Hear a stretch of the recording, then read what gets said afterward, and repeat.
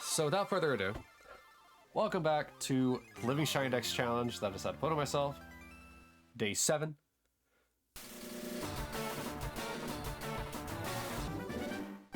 $2,400 resets. And to continue the trend from yesterday, or not yesterday, all streams were just the day before. To continue the stream from Monday, I think it was Monday, is the last day I streamed. The first hour or so will be just one screen, and then I'll shift to 2 screens. Though I'll have to enable the second screen again. Because right now it's disabled, and I hate keeping having to keep readjusting the screen. Man, it's been a long week. It feels weird, taking essentially only 3 days off. Essentially 3 days off and then coming back to streaming again. And we're not starting off on a strong note, but oh well.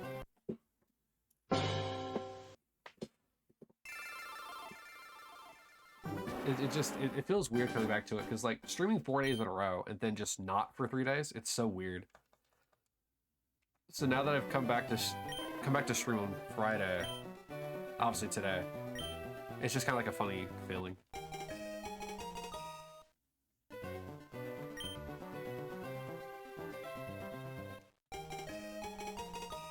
Man, let's get it. Let's get that shiny Charmander, so we can finally see what the rest of Kanto looks like outside of an office building.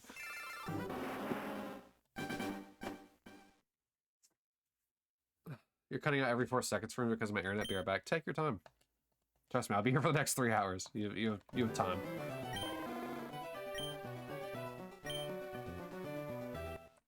Fancy number 2402. You know what that's if you know what 2402 is, you're pretty cool. And if you don't, well, I'm sorry.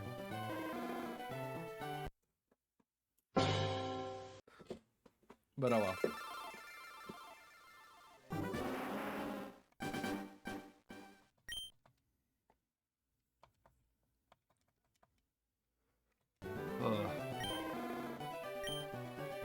I don't know, just... Oh, I added some new commands as well. Funny little, commands you guys can interact with. Due to popular demand, and me not forgetting, we now have 2 new commands of Unlurk and Relurk. Also a few more emotes to play with. Hopefully the bot isn't broken. Obviously Pretzel Rocks is a different bot, but hopefully the actual bot isn't broken. If it is, well. If it isn't, cool.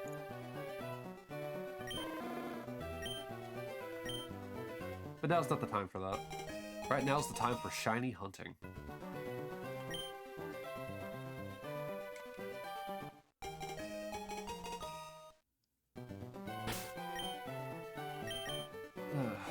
I am worried that being this far into the resets, because essentially I'm at what, a little over a quarter odds.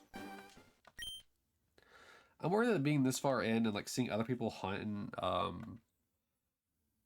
in this game, that's gonna take far longer for this to shine than I want it to. On the bright side, I won't have any phases because they'll only be Charmander.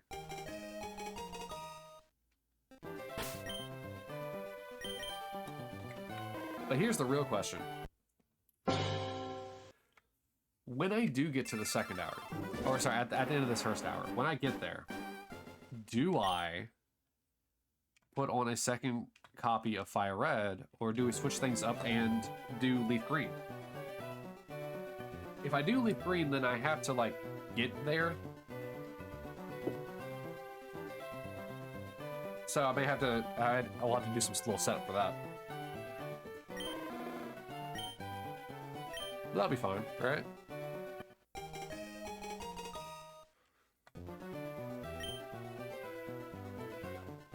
At least then we'll have 2 hunts sort of kind of going on.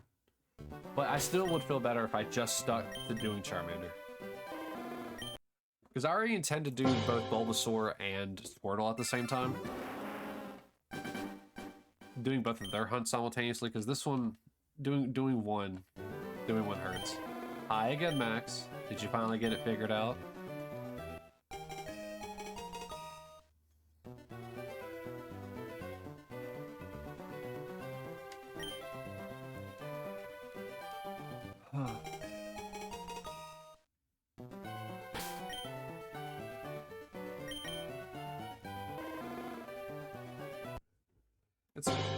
Yeah, I switched to 340p.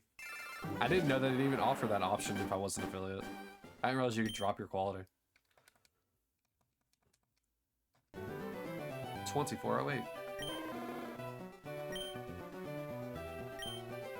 Will the funny room number work in my favor?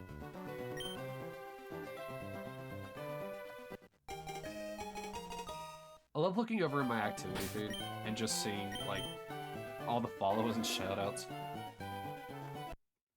Like, it's just ridiculous. It's so cool to see that.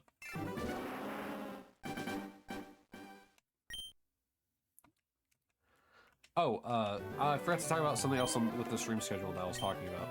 So, this week, we'll be having a little fun. Obviously with this and Saturday going back to the normal schedule. Sunday, I'll actually won't be streaming that day.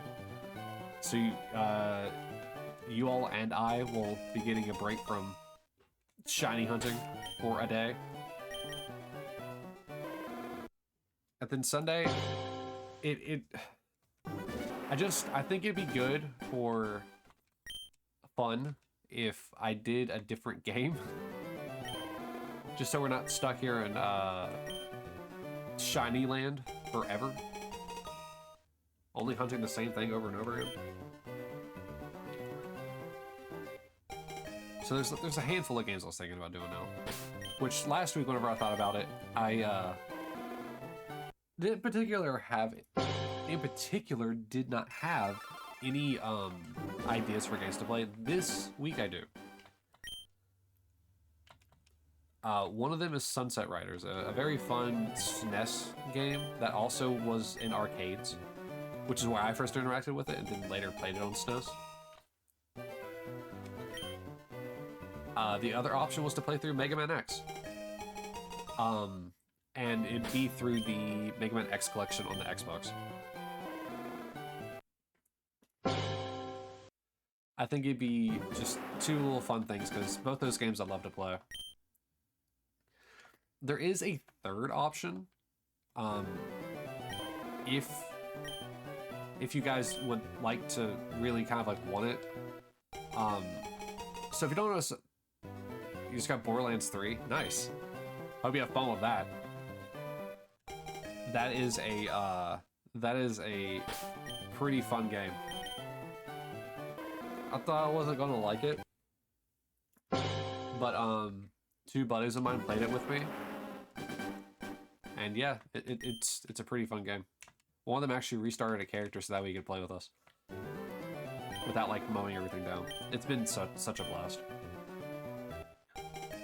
But to go back to what I was saying, so Sunset Riders is kind of like a side-scrolling kind of like Contra style-esque game, but in the Wild West. While Mega Man X, if you don't know what Mega Man X is, it's also a side-scroller, kind of like I don't know, like Metroid, I guess, or like it's like a 2D side-scrolling shooter, I guess. It is a way you could describe Mega Man. The third option, which is one of my top 3 favorite games, and that'd also be kind of like a long series to play through. So if I dedicated every Saturday to Pokemon shiny hunting, I'd probably dedicate a specific day to playing through that game. And that game is Legend of Dragon, which is a RPG, so turn-based strategy kind of style game from the PS1. And I've been talking about it lately to some other buddies, just the game in general, and it kind of like reinvigorated my want to play the game. But I thought it'd be fun to kind of like bring it to you guys, those of you who may not even know what it is. so you two can also experience the story and I guess the gameplay as well.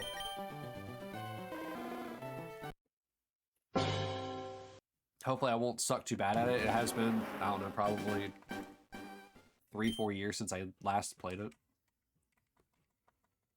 And now, since then, I have my own house. I have my own computer, like a desktop computer, so like hand built. So maybe it won't be so bad. Because before, when I played it on my bad laptop, not the one I have now, it would lag when I was trying to do the combo attacks for it.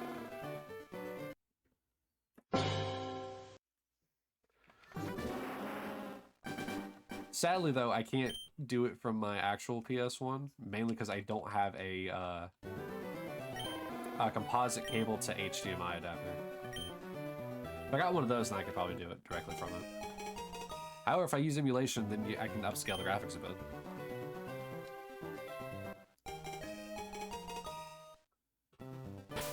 But really, I'll kind of leave that choice up to all of you.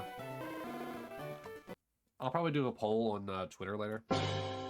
Like after this stream, about it. That way there can at least be a few days of voting on it. If anybody wants to vote. Oh yeah, let's see if the socials will work this time. If the bot's alive, that is. Hey, the bot's alive.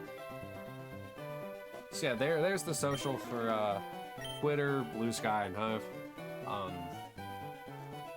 I said, I'll be posting to them later about the poll and what game you would like to see on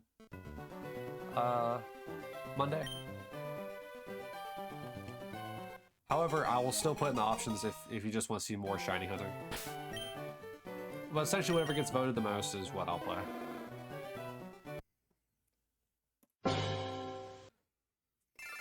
If there happens to be a tie, for whatever reason, I'll play one week and I'll play the other week. If you had a heart attack, would you quit? Why are you dying over there?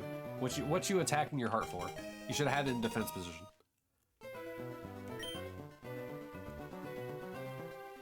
You saw the bot. How is this bot modded?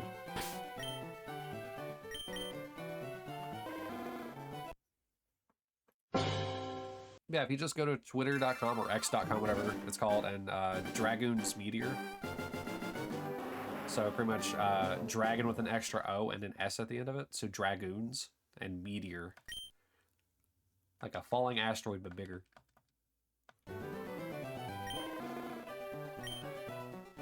There you'd find my tweeter.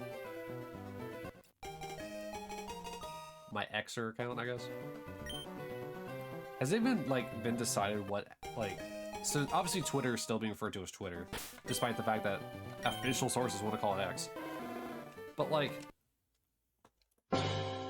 just saying X just doesn't sit well. It just doesn't.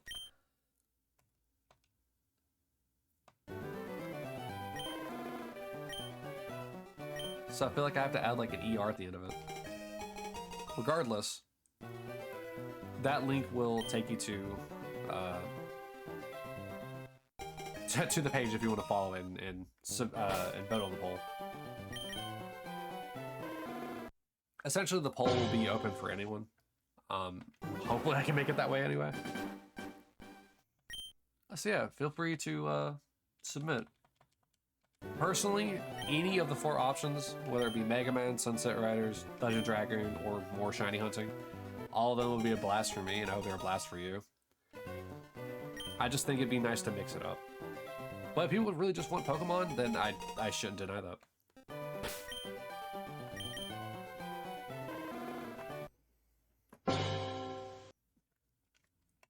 So yeah. Super excited for Monday. And if no one votes, so be it. I'm not pressed about it.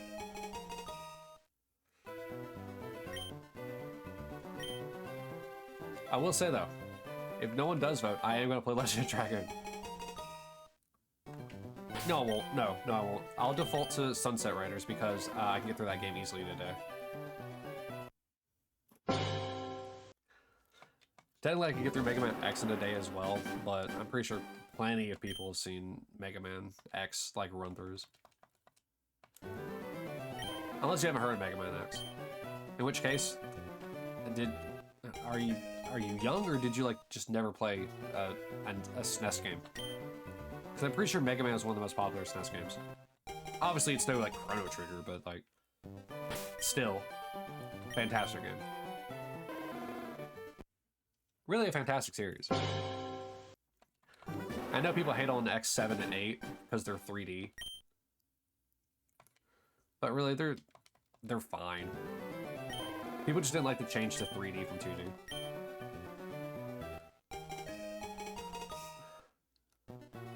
Because I don't really think people had that much of an outcry whenever Mega Man was Battle Network, and it's like 6 games. And like Battle Network was essentially a RPG.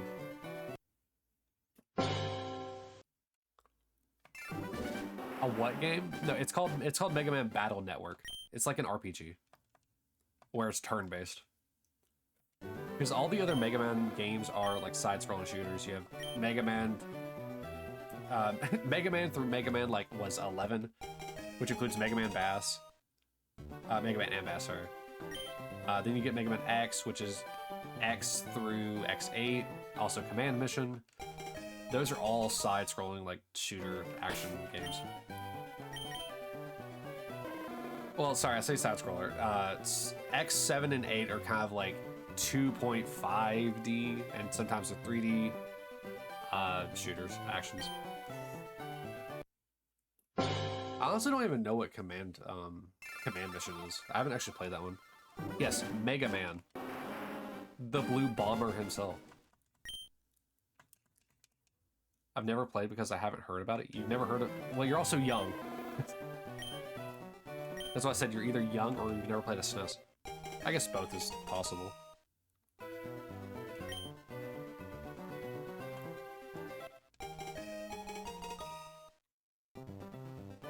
I'm sure if I showed you a picture of Mega Man, you'd know him. That would look him up. Do you want a picture of Mega Man, Max? I can give you a picture of Mega Man.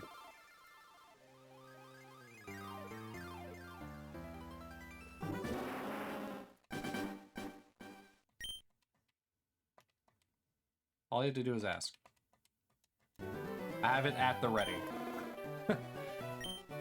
Alright.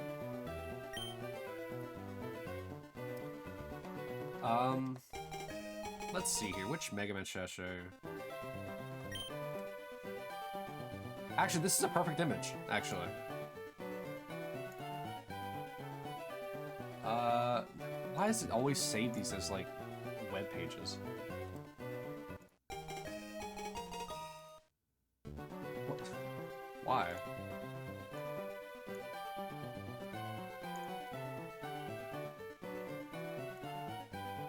I don't...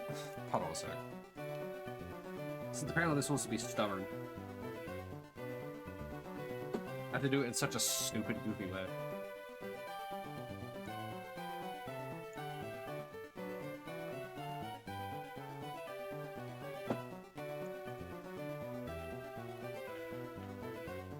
I had to keep restarting your stream, my internet. Your internet's okay. We're trying to download Borderlands 3. See, that's the issue. Oh, sorry, wrong thing. I need to go to image.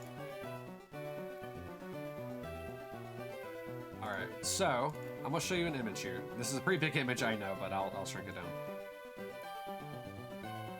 Where can I put this that way it's not... I'll put it here. This should be a fine spot. I can still see the screen for the most part.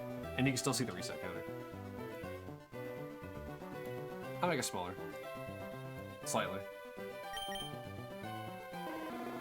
Alright, so...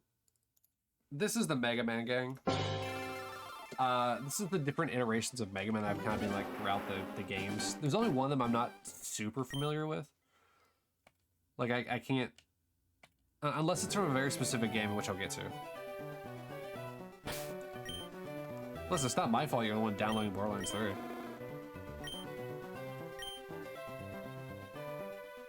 Listen, if you want me to explain Mega Man, you gotta be able to hear it. You can't be downloading Borderlands 3 on your spotty Wi-Fi, spotty hotspot.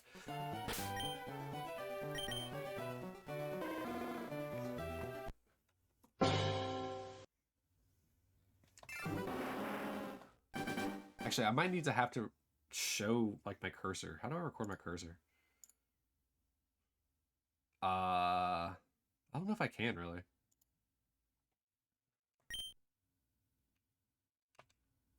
Actually, you know what I can do? I know what I can do. You might have to tell me later because even with the downloads pause, it's messing with the stream. Yeah, because you haven't recovered bandwidth.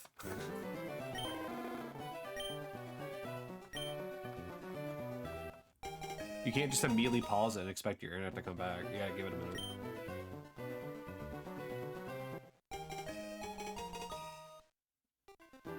I don't like how I have the Mega Man picture in the perfect spot to where chat grabs Squirt. I don't like that. What have I done? Let me create a text document real quick so I can put like the letter V on it.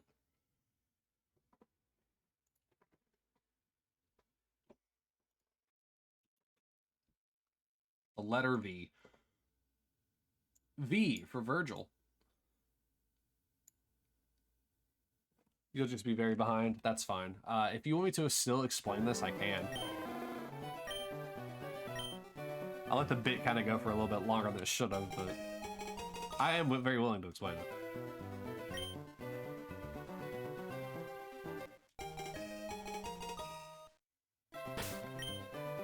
Also, yeah, no, I have never heard of this. You've never heard of Mega Man. All right. What if I told you 5 of the 6 people on the screen are Mega Man?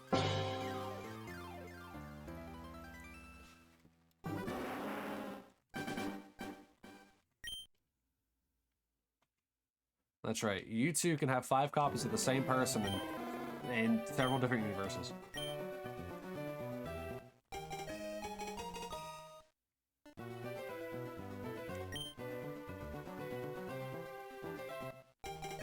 Actually, to be honest, like, I only recognize really 4 of them. I think based on what I'm seeing, I think I know who they are, but I'd probably still be wrong.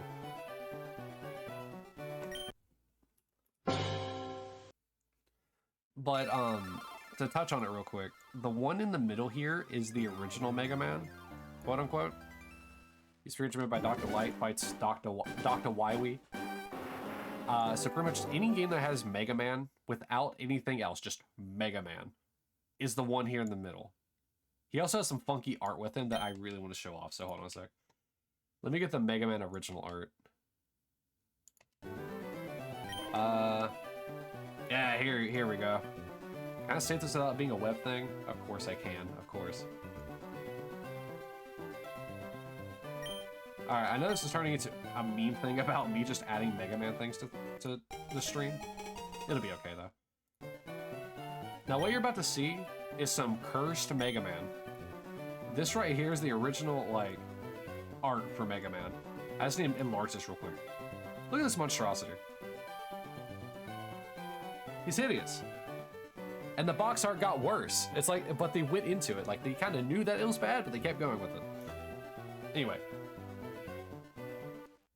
Yeah, chat received the squirt from Professor Oak.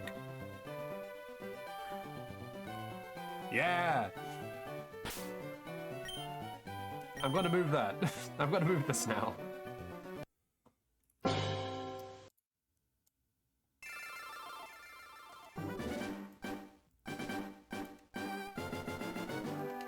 Alright, so in the middle is original Mega Man. So if it's Mega Man, it's just him. If the one to the right here is Mega Man X. So if you see any Mega Man X, it's generally this dude. If you see Mega Man Z, it is this dude. His name is Zero. He's actually like, it's like this one eventually leads to this one, which eventually leads to this one. This is not a Mega Man at all. And then we have this dude right here. It's kind of hard to see him, but the one on the very far right. He's also Mega Man. I don't remember if he has like a specific name, but I'm pretty sure he has a show tied to him. But the games are called Mega Man Battle Network. And that's this dude here. I don't remember who this is, but I'm guessing he has something to do with the fact that he's also like the main icon, which means I'm guessing he's the most recent one. So this is also a Mega Man. I'm assuming he's also a Battle Network character. He looks like a Battle Network Mega Man. But this one I don't recognize. This one might be the Mega Man Legends Mega Man, just without the armor.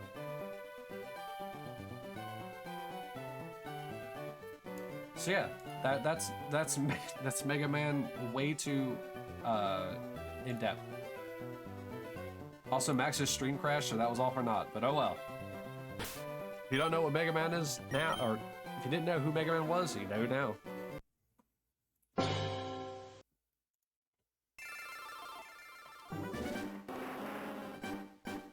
That's fun. Love me some Mega Man. In case you couldn't tell. Too bad I haven't been able to keep up with all the series. I probably should play through Battle Network. It's actually not that bad from what I hear.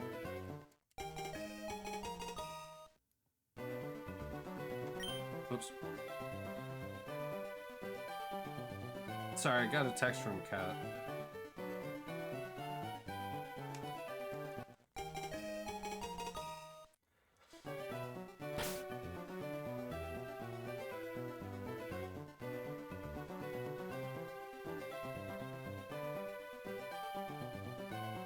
Okay.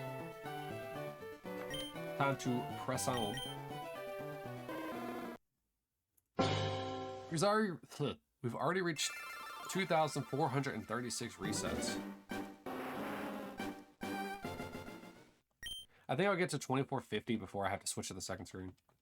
I'm kind of taking these a little bit slower, but I also had kind of like a long intro for y'all here on Twitch.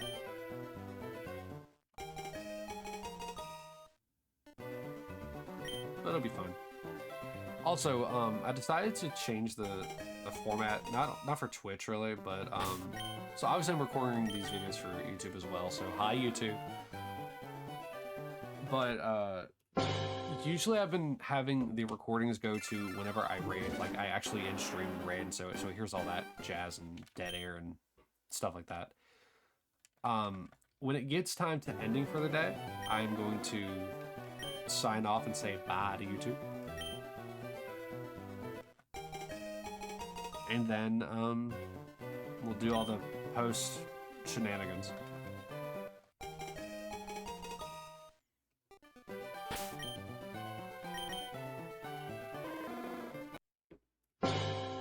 Because at least then it's not like a long, like, drawn out, like, thing of just, I don't know how to describe it, just word vomit for YouTube. Because obviously they can't follow the stream, or sorry, they can't follow with the raid and stuff like that. But that's okay. Even watching the YouTube videos are good. Granted, I don't know who wants to watch, you know, was it 22 hours at this point of failing getting shinies? Which is absolutely delightful.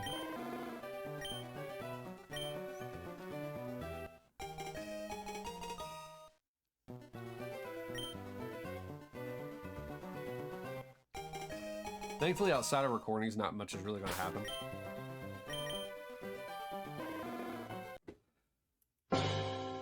Like, if I ever have to stop, like, doing the shiny hunt to, like, I don't know, like, celebrate something or anything like that, then I'll pause the recording, and then whenever that's done, we'll get back into it. I'll resume the recording, say hi YouTube again.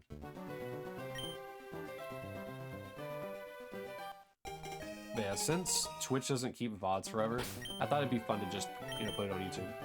For anybody who cares. To, like, go back this far into the journey and see the humble beginnings of being stuck on Charmander for 4 years.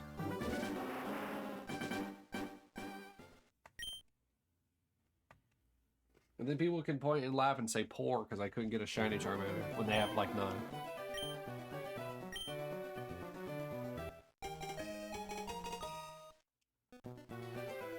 Also, an important note, and I don't remember if I touched on this, I won't generally trade for shinies. Like if for some reason, like Magirna, he was a QR code shiny, Pokemon.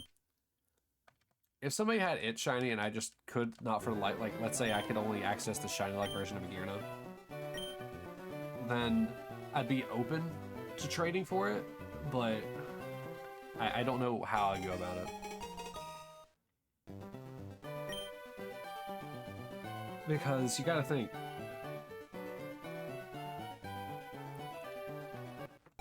how, what does it mean for it if I get the Pokemon? Like, let's say I hunt forever and ever and ever. I have like 30,000 restarts on like Manaphy, and I'm saying restarts, not checks on the eggs. If somebody wants my shiny Manaphy for their shiny Magirna, I then have to go back to Gen 4 to get a Manaphy. And it's just I don't think I could trade for shinies. Like obviously trade to get the evolution for the shiny, but I don't think I could do the other stuff. Hi Doge. I hope so. I mean, 7 days. People have punted for Pokemon for far longer. But yeah, today should be the day. How are you doing today, Doge? As you can see, I'm still stuck here.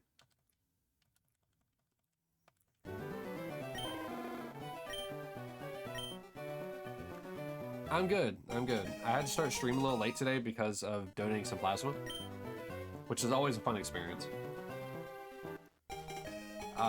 But aside from that, I mean, not bad. I'm awake.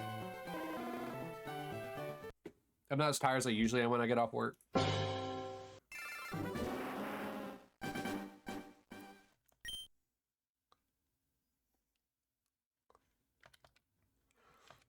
Yeah, welcome to the stream.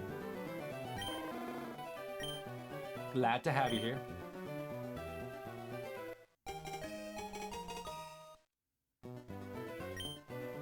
I made some new commands. Granted, they're really just the same command, but altered slightly. Because I noticed some people like to have lurk commands to be like, hey, I'm gonna be here just lurking. Because I know some people want to kind of note that their presence is here. I know some people are like that, and it's very sweet of them. So we have a lurk command, which I implemented last time on Monday. So we do have a lurk command. We also have an unlurk command. And if for some reason you don't want to use lurk again, you can use relurk, which, I mean, you could just use lurk again, but I understand if you just want to use relurk. I mean, I see people have lurk commands all the time, and it is kind of nice that, like, you know, whenever somebody does lurk, you know, they just want you to know that they're there. And I get to point it out because I like people to understand that, you know, whether you're here talking or lurking or even just in a passing glance, that, I mean, I appreciate it. Because this is not really an easy thing to get into. And granted, I know I'm at the very, very bottom surface level and stuff like that. And I talked about this at the beginning of the stream. Obviously, YouTube won't see because I wasn't recording them. But, like, today would be the 7th stream, so I'm getting affiliate. Which is a weird prospect I never thought I'd get to. So, whenever I get the email for affiliate, I'll probably have to go through jumping jacks for that. But, whenever it does go through, more than likely, you'll notice a fancy little subscribe button, which I'm not even really gonna push for people to subscribing. If you want to subscribe, thank you. If you don't, I'm cool with it. You do you. But more importantly, we'll have actual channel points, which I think is gonna be real fun.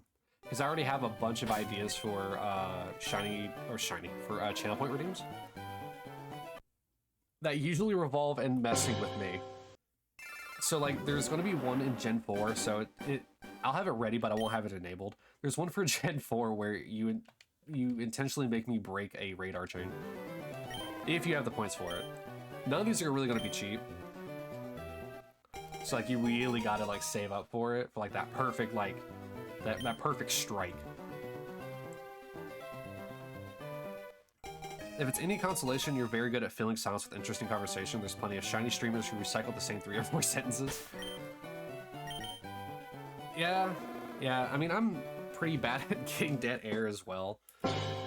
The thing I learned whenever I talk to people, whether it be on streams or just listening to people talk in podcasts and stuff like that, is there's very rarely dead air. There is sometimes, but it's usually within context. But the one thing I've learned from it, and like I said, also talking to people, is that in essence, don't shut up. Keep talking, regardless if it's like on topic or anything like that. Which is kind of perfect for me because I have ADHD, so I jump from topic to topic like no one's business. But there are definitely moments where I'm gonna have dead air because I can't think of what to say next. But having talking points and, like I said, having people in chat always makes it fun because it makes it easy to bounce off of. Also, I just now noticed that my frame is slightly too far to the right. Oh well. Yeah, to go back to it, I have some fun channel point redeem ideas. But the reason why those channel points are probably going to be a little expensive, the ones that like mess with me, like directly, is because of the fact that like some of these hunts are going to take a while, as evidenced by me being day 7 of a hunt at 2400 resets, and me usually only using one screen. So, plenty of opportunities to build points. So they're gonna be fun, like expensive, but they're gonna be fun. Of course, I would assume it's somewhat therapeutic to speak on autopilot as well. It is, because it's like one of those things where it's like, yeah, I may be talking into the dead void of space, but at least I'm talking. Because at least the sound is going out there for anybody who is willing to listen. Granted, I don't know how of a good idea it is to hear me talk. My talking points usually aren't the best, and I'm not the smartest. Hell, I barely remember how I coded my own game. I actually went back to it a few years ago, because like I thought whenever I was younger, I didn't understand like the coding terminology all that well. So I kind of assumed that like what I was doing the coding in was HTML, when in reality it was not HTML. I found out later that it's like a modified version of JavaScript, and HTML as well, but like it's just a modified version of JavaScript. I mean, there's probably other programming languages in there that I just don't actively remember anyway, but I can't remember how I coded my own game. There's so much stuff in it too. And I really should get back into like coding again. But it's a hard thing to remember how to even do. You don't have to be smart to be interesting. Sometimes the most attention-grabbing person in the room is the one who says the weirdest shit. Oh, absolutely. But the funny, it's actually kind of amusing because I don't like being the center of attention. I'm definitely the person that will like stay against the wall or like in the corner of a room and like talk to whoever like happens to talk to me. But the thing is that I'm not like introverted to the point where like if I'm not introverted to the point where if someone tries to talk to me, I'll like slink away. But like I'm not extroverted enough to like go and like actively talk to people at an event. But no, if you want to hear some wild takes and stupid things and probably bad takes as well, you're definitely in the right place. I got plenty of all of them.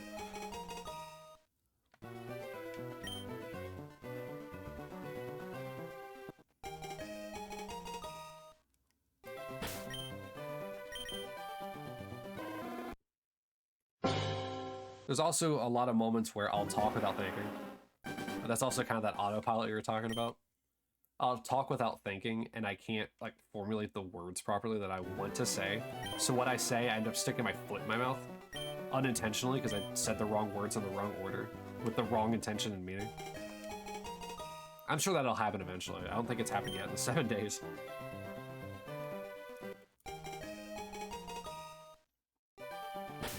Also for fun, whenever we get to like some of the higher count days, I'm not changing it to year 1, day 7. I'm absolutely going to be day 645.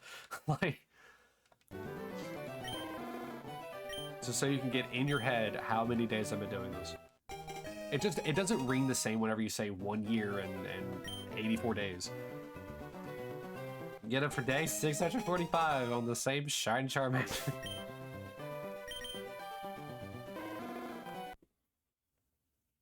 I think if I got that far along, I'm gonna have to have like 20 games going at the same time. At that point, I think I'd lose my mind on trying to run one game. Because half of this really is patience, and the other half of it's just being stubborn. I hunted a Bulbasaur in Leaf Green off and on for 3 years and never got it. Well, now's the time to go back at it, because your luck can't get any worse than mine. Because I consistently hunted it out for 7 days. 7 in a row streaming days.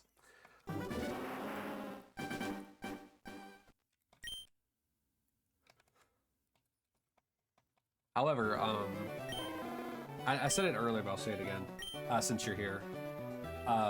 Whenever I do eventually go to Leaf Green, I am going to hunt for Bulbasaur and Squirtle at the same time and just see which one I get first.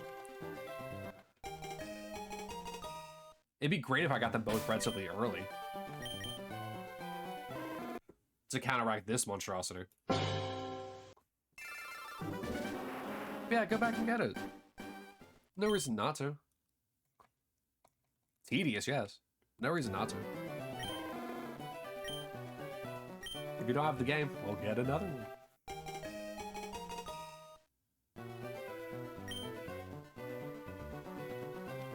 Are you going to get one of each, or do you need to get 3 Squirtle and evolve 2 of them to get the full set, for example? I gotta get the full set. I gotta get them all. Gotta have a full set for every single Pokemon evolution set. If it can be shiny, I gotta have it, essentially. I won't settle for just seeing it shiny. Gotta be able to pull it out of the box and use it whenever.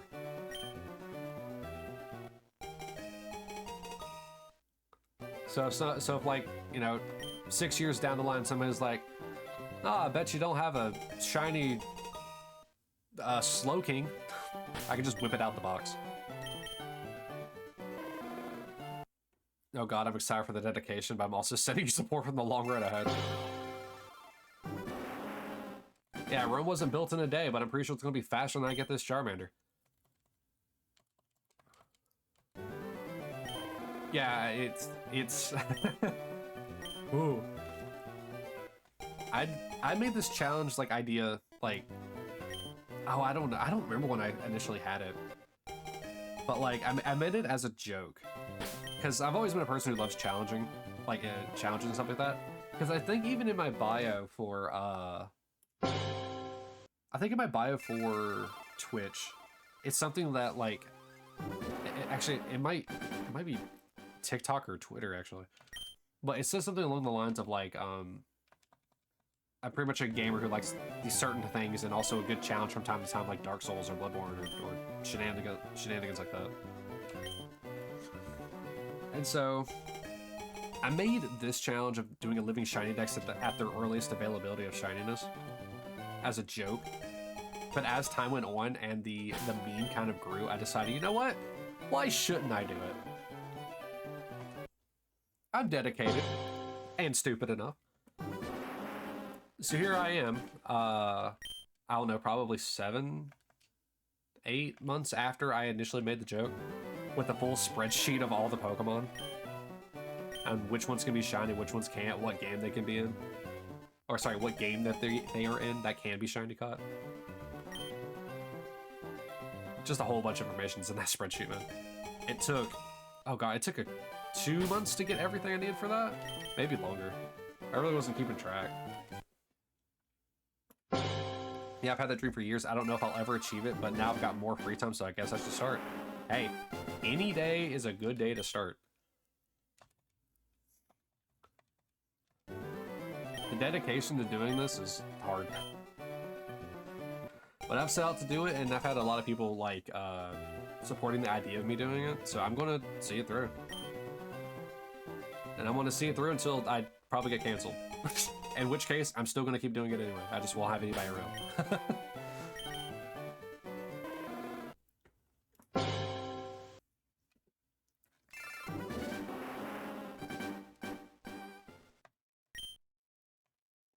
And to be fair, you don't have to do it as much as I'm doing it. Like, I'm doing it for 3-4 hours a day. I also have multiple versions I can play at the same time. Has it been an hour? Oh, it has. Oh, wow.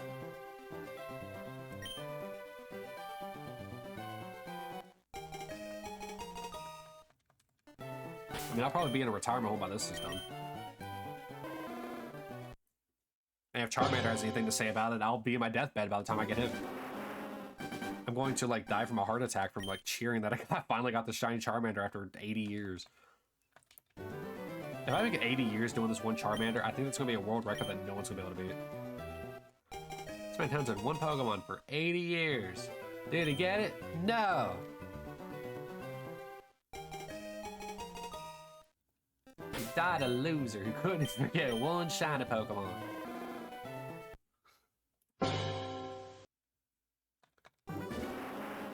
Then pass the game on to, like, my grandchildren, like, in my will, be like, continue the hunt! Please get it for me!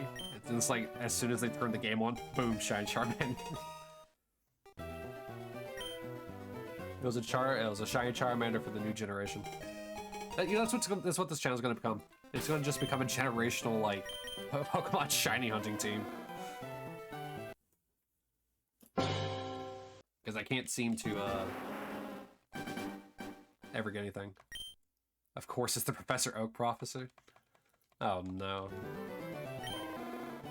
I don't know, man. I don't think much of Professor Oak's prophecy is going to come true if every time I have to restart the game, he phases out of existence. You gotta think, there have been 2,471... I don't know why I said that in such a weird order.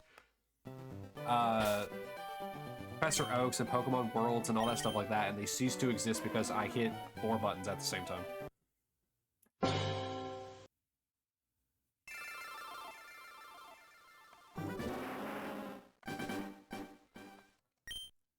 This world has been perpetually stuck in 2 minutes for at least 22 hours.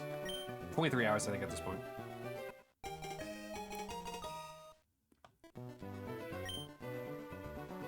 By that logic, I would say you're already at the power level of a Pokemon Master. At that point, I'm pretty much Arceus. Arceus ain't got power on me, because the same thing's going to happen to him later on. When I go to soft reset for him. Because you gotta think, a lot of the Pokemon that I'm going to be hunting are getting off pretty easy. I'm either going to faint them or we're going to run away from them. But anytime I do a soft reset, that universe is gone. Whatever potential that universe had, nada. Exactly, Arceus versus A, B, select start. And whatever the Pal World version of Arceus is, it's getting the up, up, down, down, left, right, BA start. That's probably one of the most nerdy comments I have ever said in my life. And now it's recorded.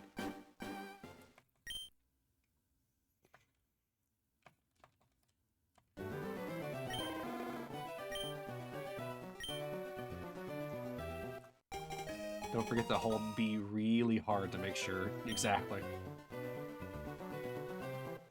I mean, hey, if we get multiplayer, I can hit select start.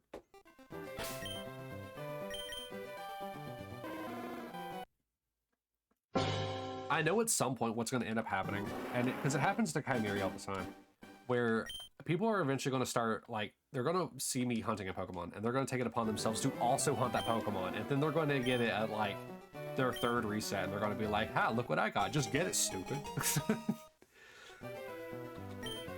Obviously, they're not going to be that mean about it. And if they are that mean about it, how dare you?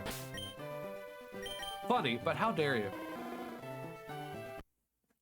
Yeah, just hit the buttons faster, stupid. It's just reset faster. To be fair, I say that to Kyle all the time. He just needs to reset better for his shiny Arceus. Oh, I meant to enable the second screen. Whatever. We'll get to 2500 and then I'll enable it.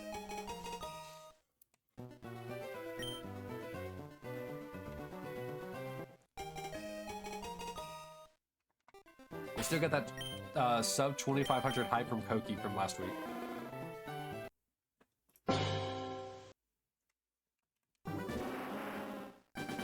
It carries over until we hit the number. But yeah, like I said, if you think about it, technically I'm stronger than Arceus, the god Pokemon of the game, the originator itself, because of the fact that, like, if he's not shiny, then I just erase his world. I am the Time Wizard. The Time Wizard from Yu-Gi-Oh! Secretly a clock that holds a wand.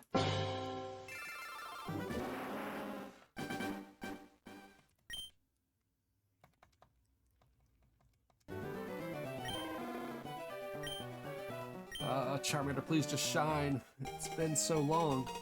I gotta see my children. Oh, and have children yet. I guess that's why I'm the Time Wizard. Dark Magician's got nothing on you, sir. I don't know. He has the cool factor. He's dark. He does really good, like, magic tricks. He has a girl that literally has his name. Speaking of which, are, like, Dark Magician and Dark Magician Girl, are they, like, related, or are they, like what? Like, what are they? Are they married? Like, what? Like, it's not like it's Dark Magician Boy. Or Dark Magician, man and woman. Mr. Dark Magician. I mean, it never says in the card descriptions of the cards, anyway. Because neither of them have effects, so... At this point, I'm also a casual Yu-Gi-Oh fan, despite the fact that I used to play all the time and I have over 2,000 Yu-Gi-Oh cards. Still casual. No idea what's going on with Synchro... not Synchro Summons, with Pendulum Summons and all that jazz. No idea what's going on with that. I have some of them. No idea how to use them. No idea why each turn has to be 50 minutes. Because in today's Yu-Gi-Oh, if it has an effect... you're going to summon 4 other things that have effects. That also summon 4 things. That also let you Synchro Summon. That also let you fuse. Which also lets you take something from the graveyard after a fusion summon. And then lets you bring it to the field. Then you get to special summon something on the other team, or sorry, on the other opponent's battlefield that, like, makes them take 10,000 damage in one standby phase. I feel like 5D chess would be easier to learn than Yu-Gi-Oh! In the current state. I feel bad for anyone who's starting to use, like, learn Yu-Gi-Oh!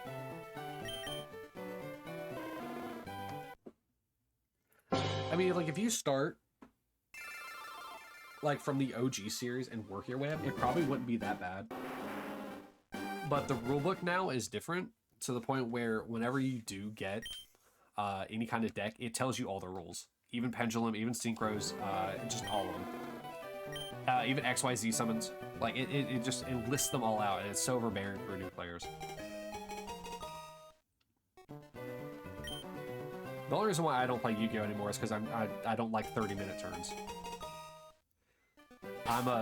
Place 2 cards face down, 1 in defense position, I end my turn.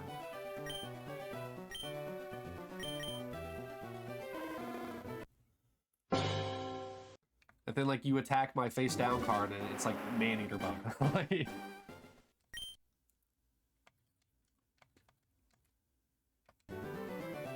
But now everything is baked with, like, a special effect that counteracts a trap card that only specifically targets the sand castle of Notre Dame. Like...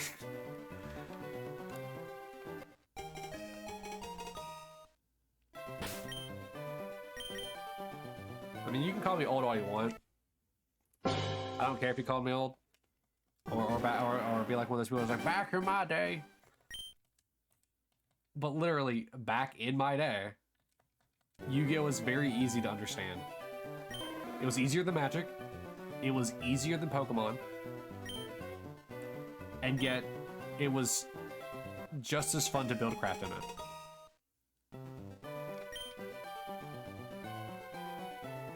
Because, like, where Pokemon and Magic kind of have their differences from Yu-Gi-Oh! Is how they do resource, like, management.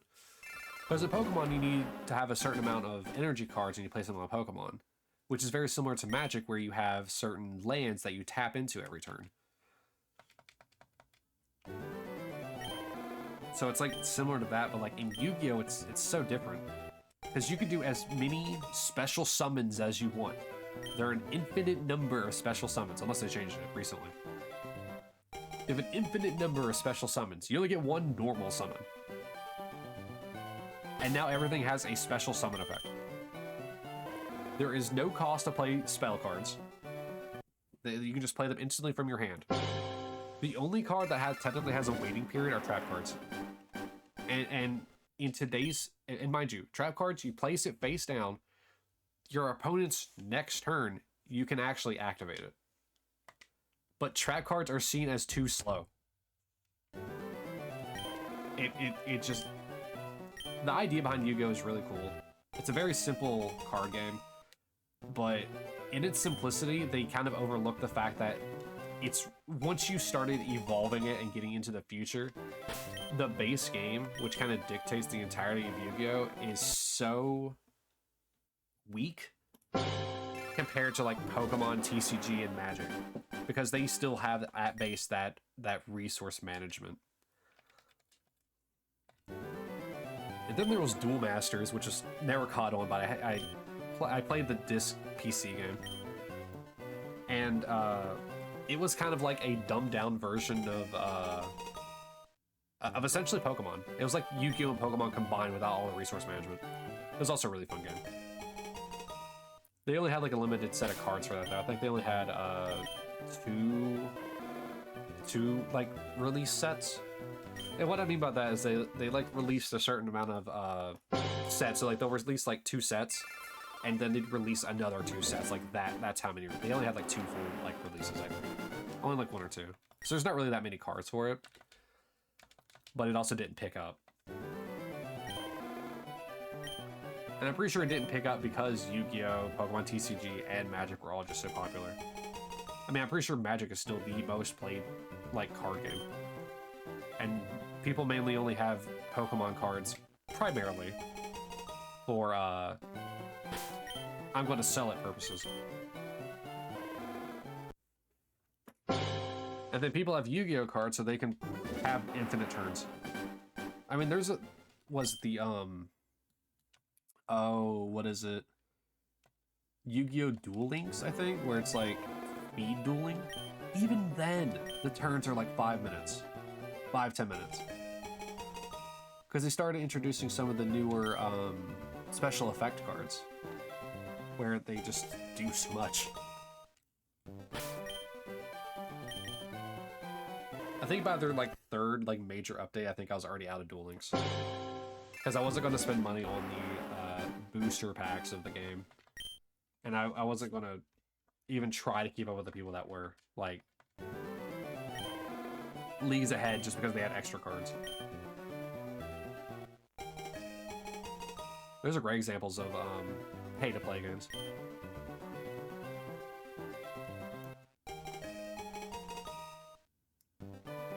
But the great thing about, like, Duel Masters is the fact that, like, you, since there were so few cards, there were only, like, limited number of strategies. But they were still, like, good strategies. Like, each strategy could still beat all the other strategies. But it all just depends on who you're playing. And who got better draws as well. Which is what card games really are. A lot of card games really are just luck games.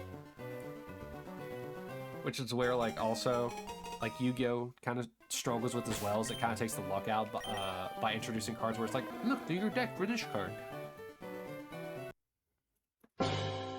Find spell, was it spellcasting magic circle or something like that? Find that in your deck and then shuffle it and put it in your hand. Or other ones where it's like, draw 3 cards and show them to your opponent. They get to pick the 1 card that stays in your hand. Deck excavation is so annoying in Yu-Gi-Oh!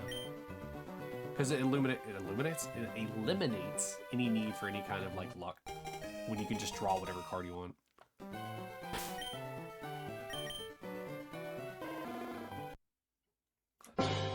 Because technically Pokemon doesn't have that, and I don't honestly know if Magic does.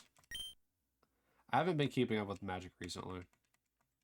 I just know it still has the resource management from tapping lands. I mean, there might be effects now in the game where it's like, you get to play 2 lands this turn or next turn. In which case, it doesn't invalidate, like, the idea behind, like, you can only place, like, 1 land card. It just makes it so, you know, you have to get still lucky in order to be able to play 2 land cards next time. Why rely on the heart of the cards when you've got your eyes to the cards? Exactly. My deck is my castle, and I live in it. Pretty much the motto for any deck excavation or deck searching decks.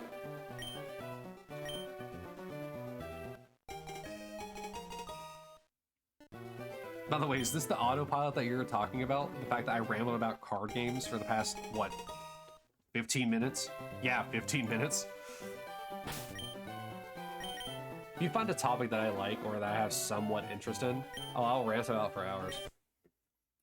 Which makes it great for streams. I'm the friend who listens. Well, I appreciate it, Doge. We all need one of those friends that's willing to listen to our ramblings and BS.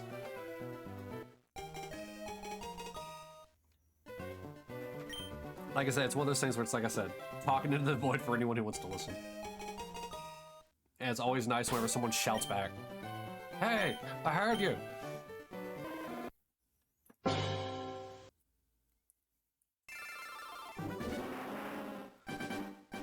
Alright, we got 4 more and then we'll go into double game. It's like double speed.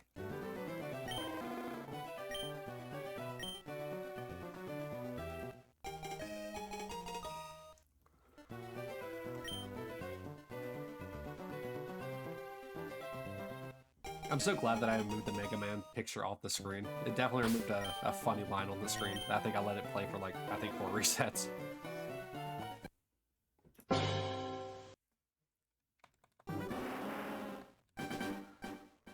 No, it doesn't feel as bad.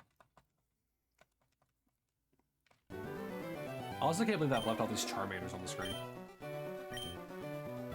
And the audio's getting crunchy again. So then restarting it soon.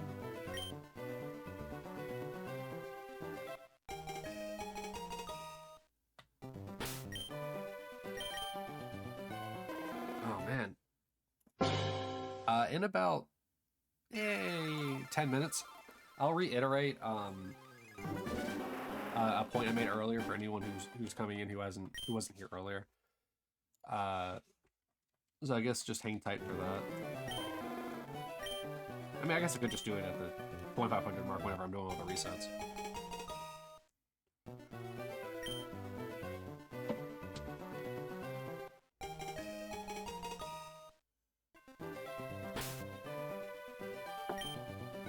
All right.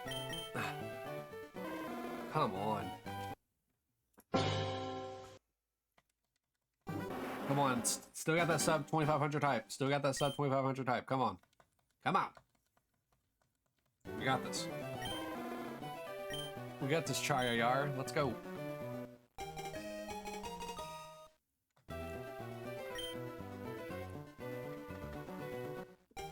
Chat received the squirt.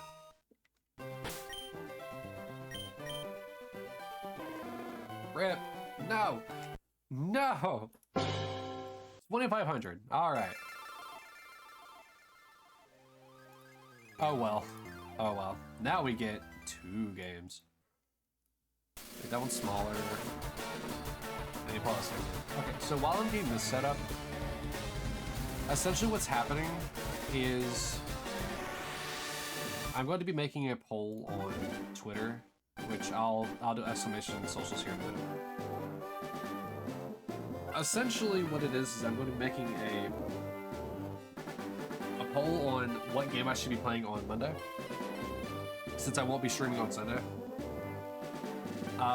There's going to be a choice between 4 games of Mega Man X, Sunset Riders, Legend of Dragoon, or just more shiny hunting. Because if you guys want to see more shiny hunting, I'm not going to deny it.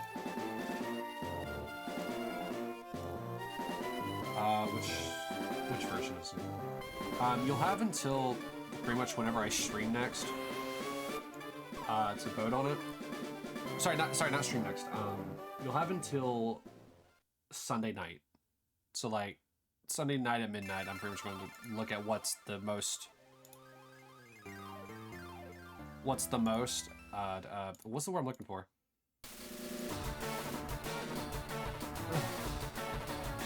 I forget the word I'm looking for. Yeah, thank you. Most upvoted. 1. I need to restart this fully. Where one has the most upvotes, and then I'm going to be playing that game instead. What is the name of this one? Why is it not showing me?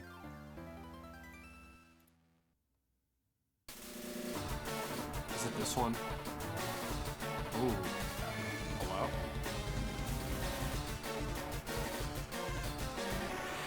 My encoder's dying again. I know why it's dying too. It's because of this.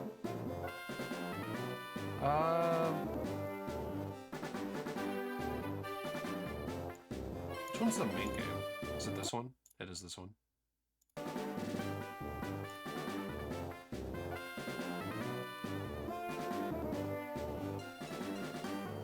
Oh, now they have different names again. Of course they do.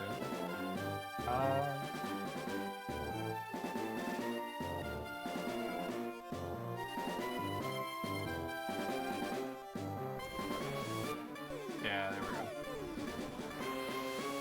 Yeah, why? I don't understand why my encoder just randomly does.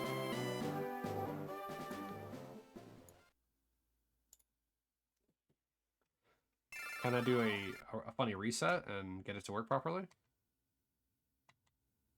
Probably not, because I can see it's still freaking out. Alright, hold on a sec.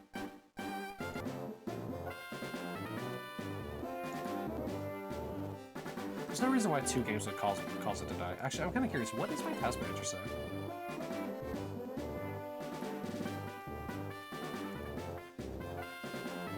CPU 18, memory only 5 gigs out of 16. Yeah, why is my graphics card's freaking out? Why is that? Let's close this one real quick. So what's it doing now? No, it's still freaking out. That's so odd. I wonder why it does that. Because, like, you still hear me fine. Well, if I close this, now what? Now what are we doing here? Now what are we doing here? I'm actually going to pause the recording for a moment. Alright, hopefully everything will work now. Let me actually look at my GPU again. It immediately shot to 100. So it is the recording. Which sucks, but I'm going to keep recording anyway, because I don't want to have to, like, download the recording, then it'd be like lower quality. So that way I can edit out the segments that I don't want in the YouTube video. The YouTube VOD, so to speak. But yeah, my video encode immediately goes to 100.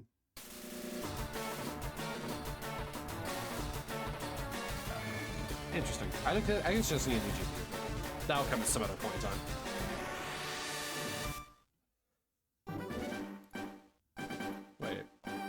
There we go. All right. I need to increase the increment count by 2.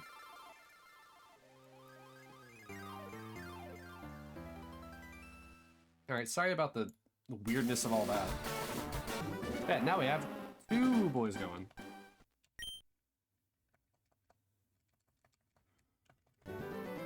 I know they're different sizes, but I don't feel like having to like constantly move them back and forth and controller shape when I have to get them to fit the thing every single time.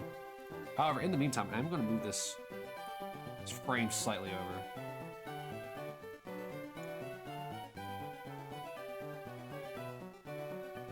All right.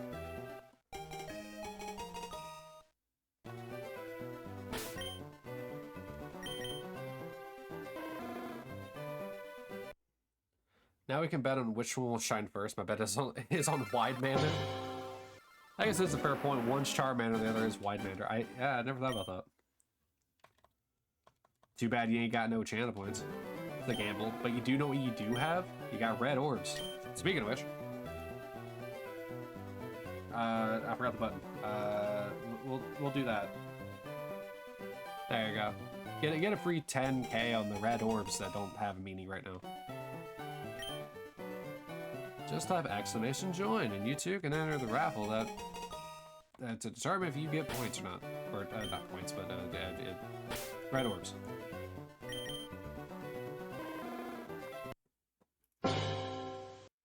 All gamblers leave right before they make it big. I know, right? Which is why I'm gonna get it like 40,000 like resets and then stop, and then I'm gonna come back one day and she'll be like, ooh, shiny.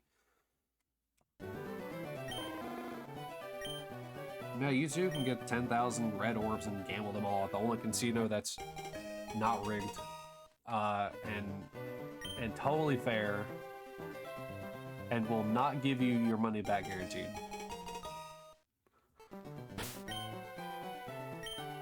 Oh, whoops. Hit B. Ow. I hit my wound on my pinky. GG's, congrats on your 10k red orbs. Doge. You can also see how many points you have by doing !orbs. I might need to add the alias of points. Oh right, I forgot I closed Opera. Whoops. Look at that. Rank number 2. Who's rank number 1?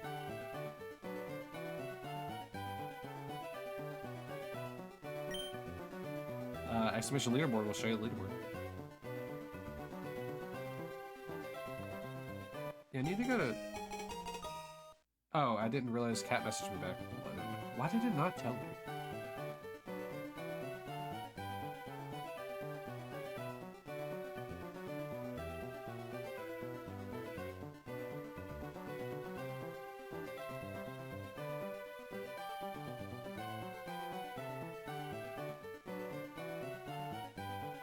Man, that was weird. Okay. For some reason it didn't alert me to her sending me a message.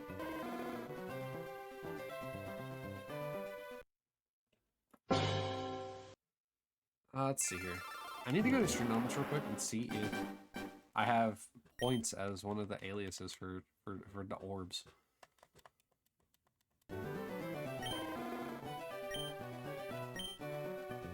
How far behind are you? Who's ahead of you also? I mean, I guess I can check. Where's the fun in that?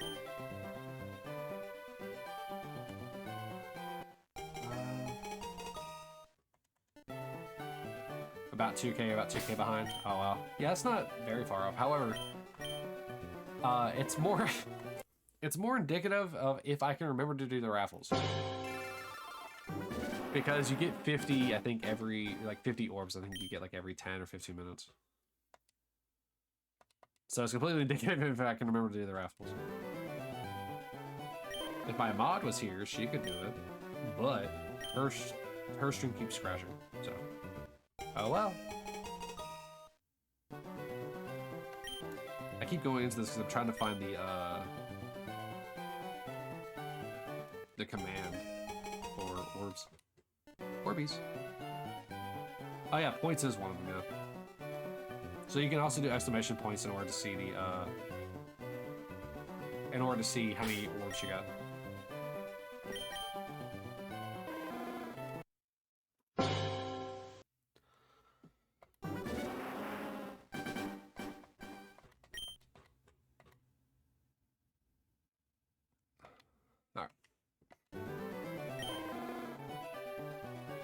Maybe I should just like turn my sound back on for notifications like it used to have. Because I turned them on, I put it in vibrate so that way I can like not have it like trigger on the microphone. But I think it'll be okay.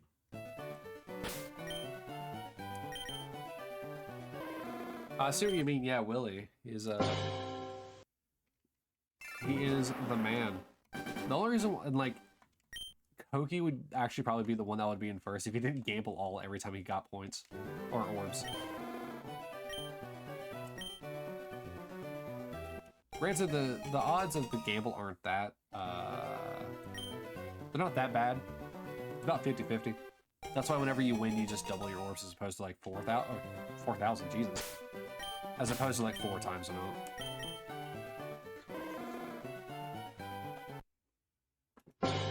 I should really, just for like fun, I really should just like adjust how rigged the gambling is each day that I stream.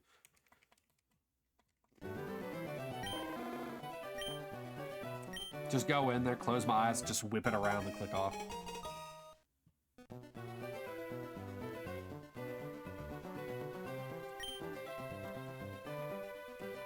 That'd be a fun one. Because at least then, I don't know how rigged it is. And like, let's say it's maxed out and one lucky sucker like hits it big. Who knows how big that multiplier would be?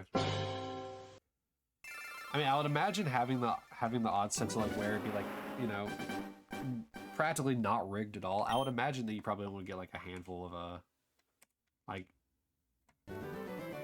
orbs.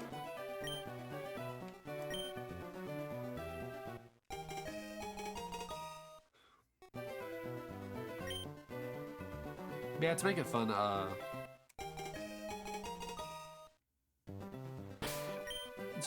I kind of, oh, what was the word I'm looking for? I added unique messages for if you gamble all, win or lose, or if you just gambled some random amount, win or lose.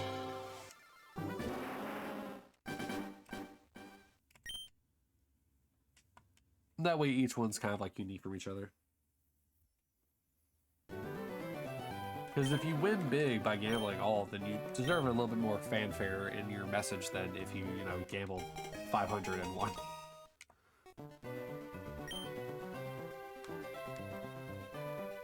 It's the same way with losing as well.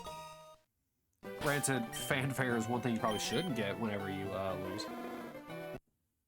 But here, we're equal opportunity fan givers.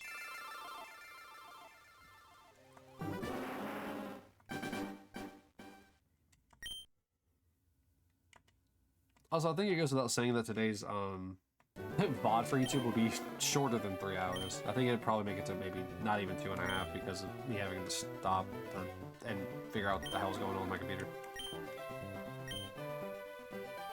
But yeah, like, see what I mean though? My encoder is like fine right now, so I don't know why it just randomly died.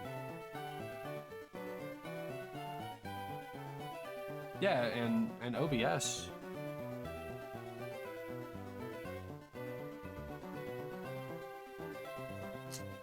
Yeah, it's still at 100, but yet the encoder isn't dying. It's so strange. Oh, it doesn't let me proceed in the game while I'm in test manager. Oh, that's weird. Yeah, like everything's like really low percentage and the GPU is just maxed out. But that's to be expected. I mean, I essentially have what equates to like a GPU from like 2011.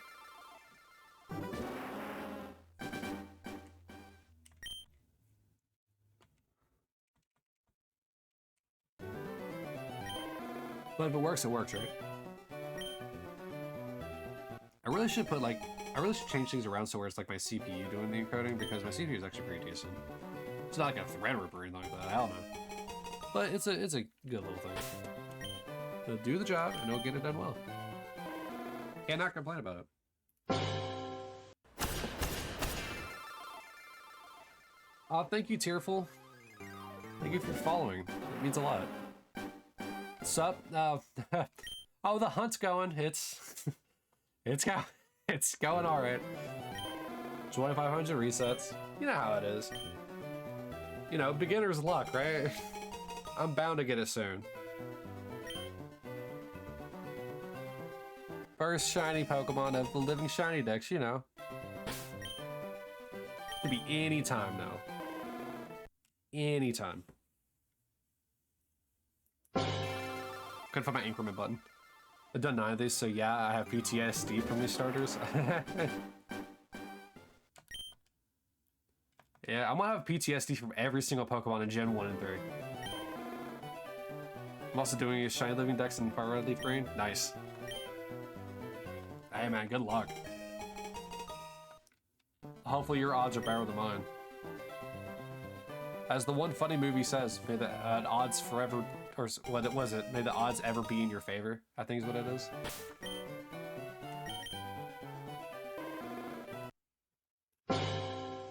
Yeah. Welcome to day 7 of my insanity. But yeah. Fire Red Leaf Green are going to be pretty bad, and so are Ruby, Sapphire, and Emerald. So I think only a handful of them are outside of Emerald that I have to catch.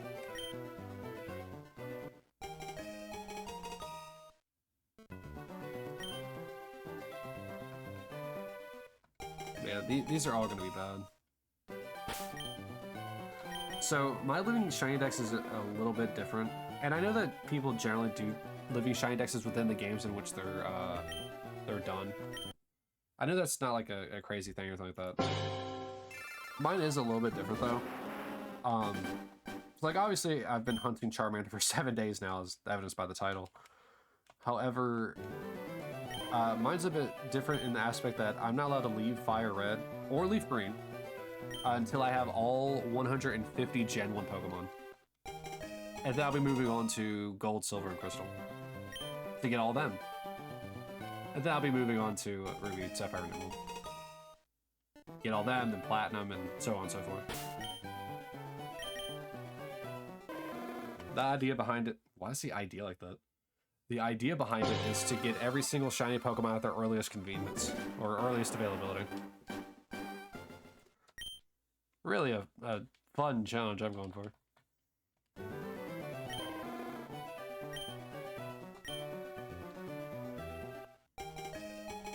But that's like the whole reason why I'm not like shiny hunting and say Scarlet or Violet for the Charmander. Or why I'm not just going to get Charmander in Gen 4 after I get the National Pokedex.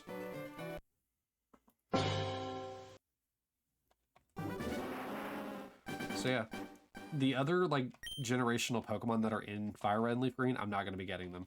I'll have to get them in the other games. The generation in which they are introduced as shiny.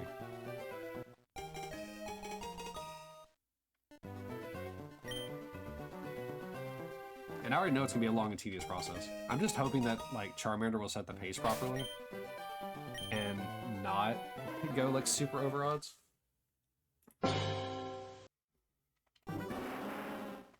But I guess that remains to be seen. Also, I didn't even see it go up. Did it go up? It did, okay. Where's the button? There we go.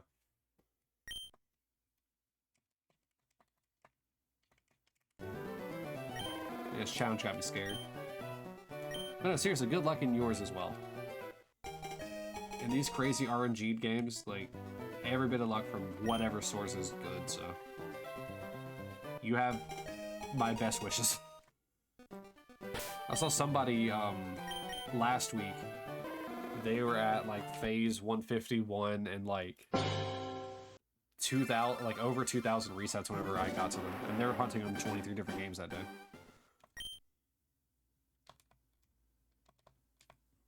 So, yeah. I don't want that to be me. I don't want to have to hunt on 20-odd games just so that way I can get one shiny.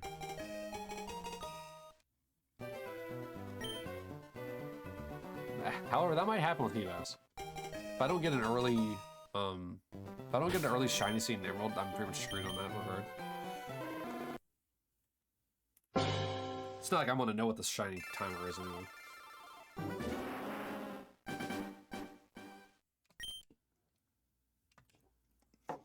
I think in very rare circumstances, I might just like, for like, if I get a if I get like a early shiny, like an early shiny seed in Emerald, and like I know that I like it's early, like I'm able to get like 4 Pokemon because I'm soft resetting and I go to get it again. If I do that, I actually do want to look into like what my timer is actually at. I'd just be interested to see what it actually is.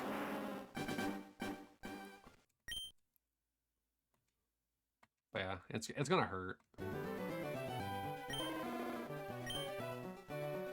Because I mean, essentially, yeah, I could RNG manipulate in Emerald, but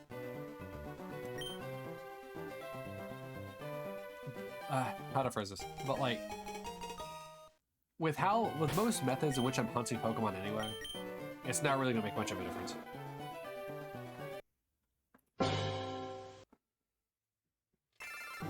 For some, it will. But for most, it won't really matter much, because with how many encounters I'm going to be doing anyway, it's essentially going to be like the 1 in 8,192 odds anyway.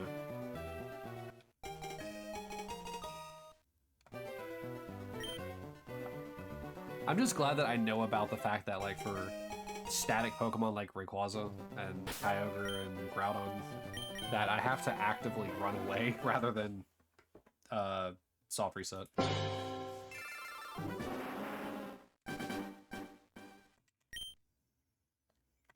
And maybe this time around, whenever I go after Rayquaza, I'll actually not have an underleveled Shedinja.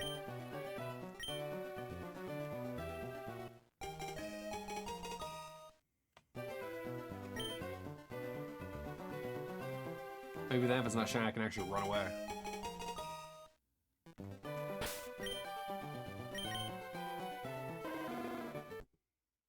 It's kind of hard to accurately run away from a Rayquaza when you're a level 70 Rayquaza whenever you have a level, I think, 47? No, that's too high. 43 maybe? Shedinja? Gosh, you know what? I can check. Oh, cool. I don't drop the 3DS. Actually, let me do something as well. Let me start a raffle, because I keep forgetting to do those. Okay, so no nickname. You'll more likely hear the DS as I'm turning it on. Actually, I think I have the volume off, never mind. No one asked, but I figured I'd check anyway. I thought it'd be fun just to see what level that Shedinja was. If I don't immediately click start again. Wait, what? What game did I load into? Oh, I loaded into Ultra Moon. Alright, where's Emerald?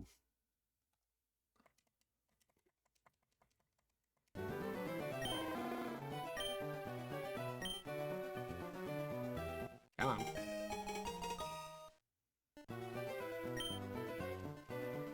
Oh, wow. Skirting it at the end there, Doge.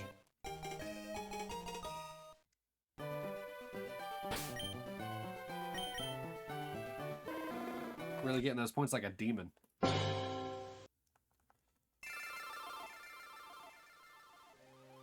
Oh. Alright, so let's see here. Since I have Emerald open now. Oh yeah, my Shedinja wasn't even 40, whatever I said. It's level 41. I got the Rayquaza at a level 41 Shedinja. And Shedinja is goaded. My highest level Pokemon was Blaziken at 48. Yes, the team that I went up there with was Shedinja 41, Aggron 44, Mightyena 44, Blaziken 44, I had a Meryl at level 4, and I think a Skarmory at level 15, I think is what its level was.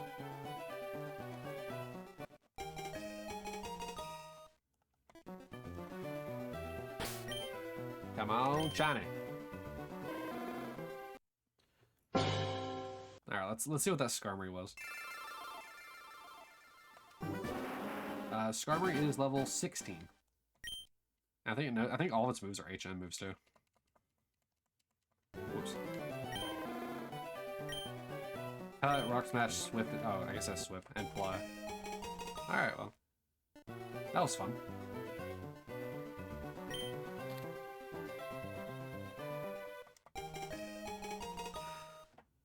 Oh man, I'll tell you one thing though. By the time that I get to like really any of the games outside of this one, I'll probably have a capture card, like a 3DS capture card. I mean, probably in the middle of this, I'll have a 3DS capture card, which means I could capture this from my actual 3DS.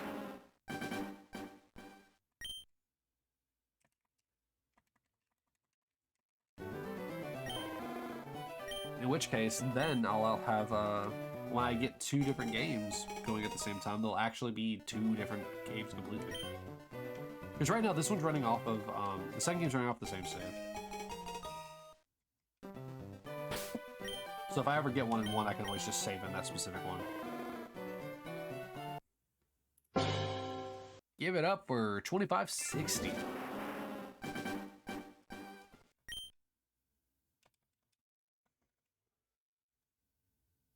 Alright, so as we're approaching the end of the second hour, just wanted to say, whether you're chatting, lurking, anything of the sort, thank you for being here, thank you for following. Really means a lot. This technically wouldn't be the affiliate gain stream without the support that all of you have been showing.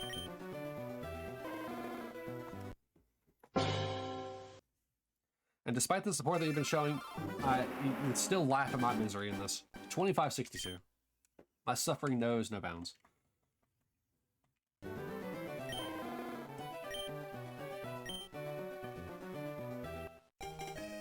I don't mind though, it gets a chuckle. And when I yell when I get this shiny Charmander, my neighbors will know. That man got a shiny.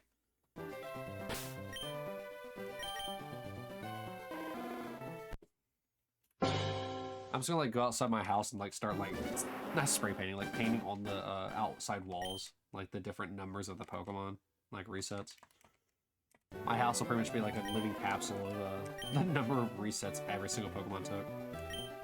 To be fair, I don't even know what size like I'd have to write the like numbering in order for it to like be wrapped around the house, all 1025 quote unquote, because of the fact that I know that not all of them can be shiny. I wonder how big I'd have to write each number. I wonder if I could get like a hail and rain resistant like marker to like right on the outside of my house.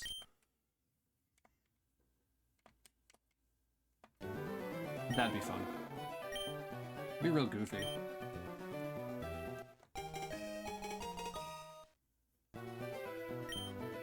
Neighbors would be constantly asking like, what's with these numbers? Well, see, if you go to twitch.tv/DanteZalas, you'd know why. Next thing you know, I got business cards. Dante Solis, the shiny hunter, idiot on Twitch.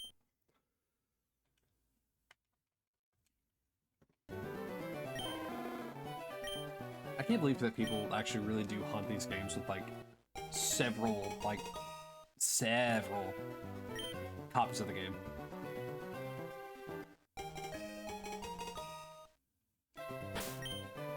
The only reason I'm able to do this one so well is because they're all at the same time.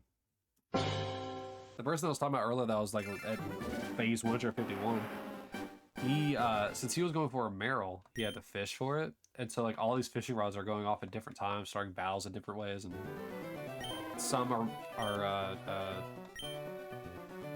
biting sooner, some are biting later, some are missed, some are gained.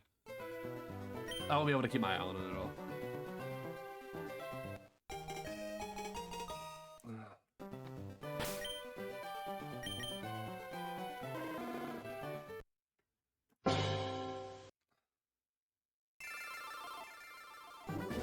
Wow.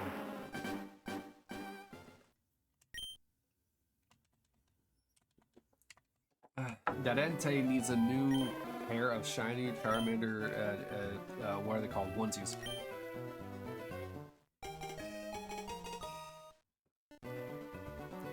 You know you want to shine Charmander. You know you want to do it.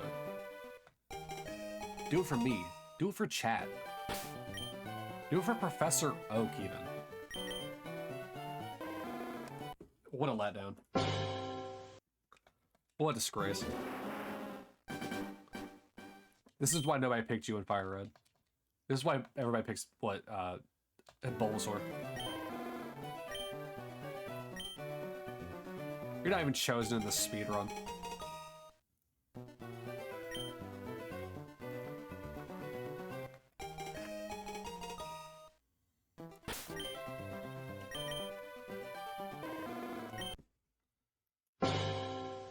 I can't believe I've just, like...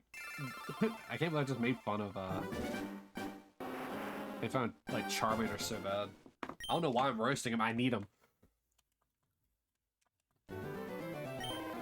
This is definitely a SpongeBob moment of, I don't need it. I don't need it.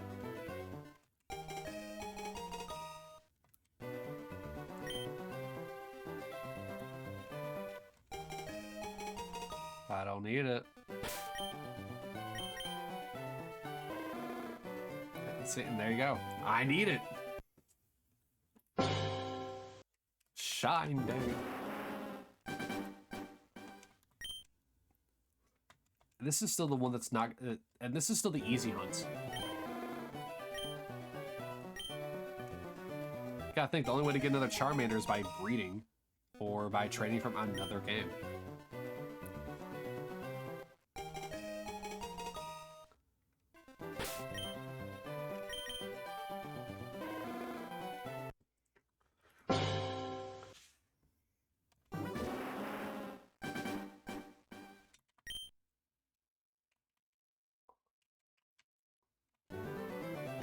Oh boy. Alright. So I'm gonna post my socials again. I don't know how long it's been since I did it. Just gonna post that again, just as a reminder. I will be doing a poll for what game to be played on Monday. It'll go up after the stream today. Obviously, YouTube won't be able to vote in it because my videos are currently behind on when they upload. So by the time this video comes out, the poll will already be done and dusted.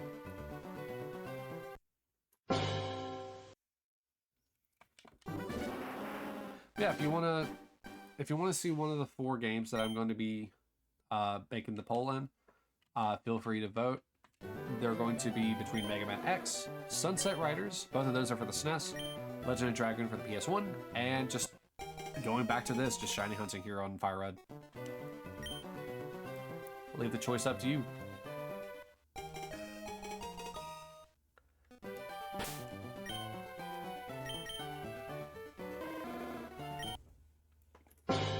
I would like an option, or sorry, I would add an option that's like custom, where it's like you add your own game.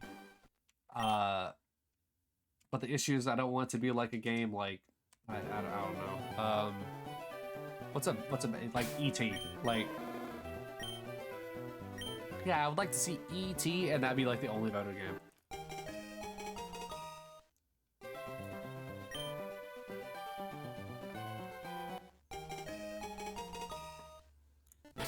There's a reason why that game was considered the worst game ever made.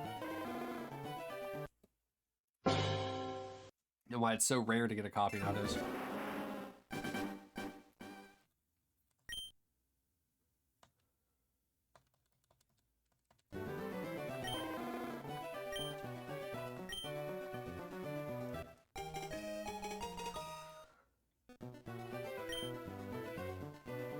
Come on.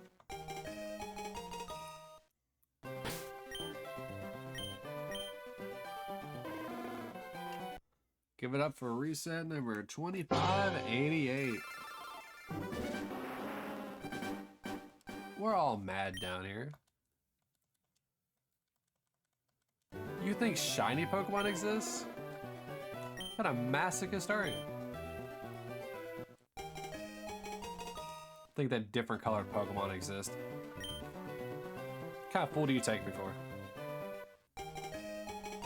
I'm restarting because I like flashbangs when I'm looking at Pokemon. Just look, see no shiny, just boom, flashbang. Followed by giant gong. No one expects the flashbang. No one. Certainly not I said Mr. Krabs. Certainly not Professor Oak whenever he gets flashbanged. Because who knows when a flashbang is going to come? It could be now. It could be later. It could be now. Flashbang. Could be later. Flashbang. Alright. Enough of that.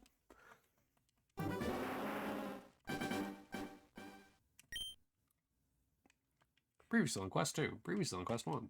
Previously on your quest. Shouldn't this be Quest 0 then? We're gonna count down from 2 to 1 and then add another one after it. Shouldn't it be 3 then? 3, 2, 1 instead of 2, 1, 0?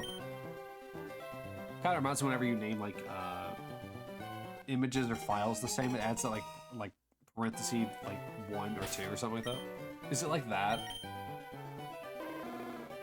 But like they couldn't figure out a way of making it better, so instead they just incorporated it into like editing of, hey, guess what you last did?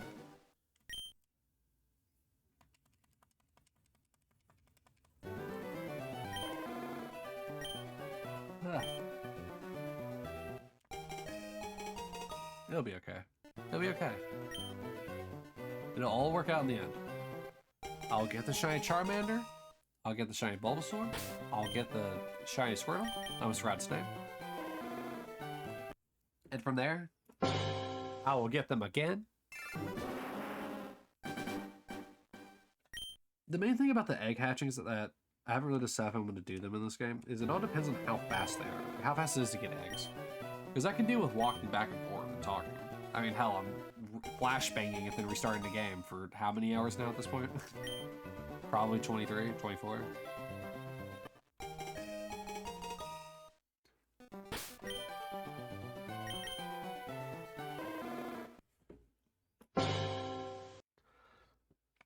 I just hope I can withstand the awesome power of the shiny when he appears.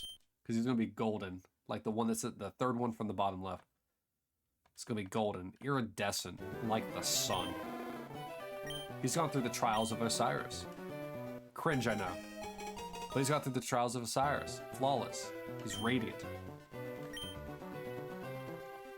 Glowing, even.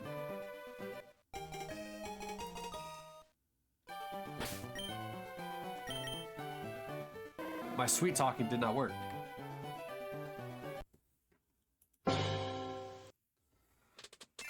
What does a man got to do to get a shiny? What is a man but a miserable pile of shiny... What am I trying to say? Shiny lacking ability.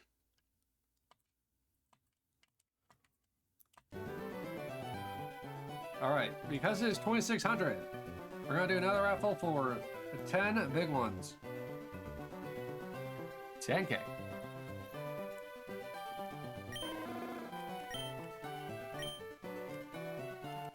Will the 10K multi-raffle bring about the shiny man? The shiny monitor? Also, speaking of which, why is it Charmander? Why can't it be Charwomander?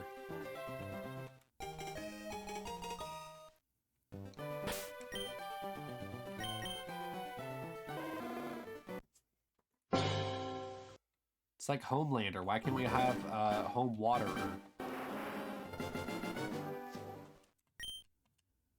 Suddenly my left nostrils become stuffed and I don't know why. Sorry if it picks up on the mic whenever I sniff.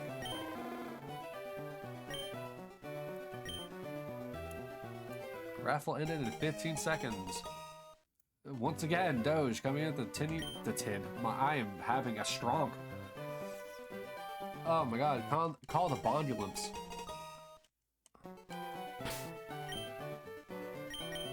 Coming in at the skin of your teeth.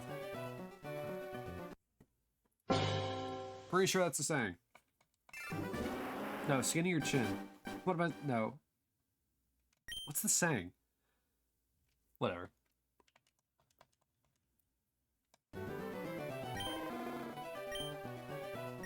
Look, I was raised on bad puns and terrible advice.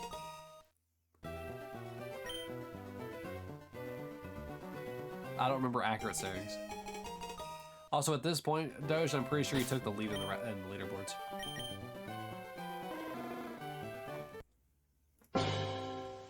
Now, how you choose to continue that lead is up to you. You can gamble, hope you get lucky, or you can just, you know, keep going for the red orbs. The choice is yours. You can even do what I do. Every time I win a raffle, I gamble that exact amount in that raffle. If I win, then I win. If I don't, then, well, oh well.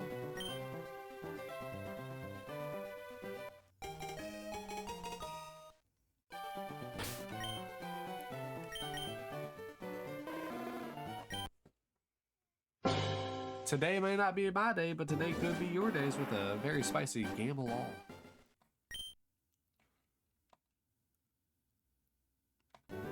But then again, maybe you don't know how lucky you're feeling. Why not give that dice roll a go and exclamation luck? Find out your true latent lock ability. Lucky ability, not lock.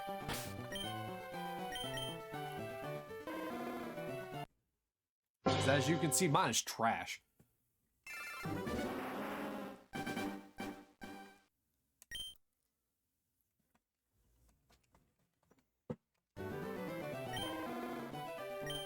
The ultimate battle of wills. I kind of want to like lean back in my chair, but the issue is that I'll get like really far from the mic and the chair's also really loud.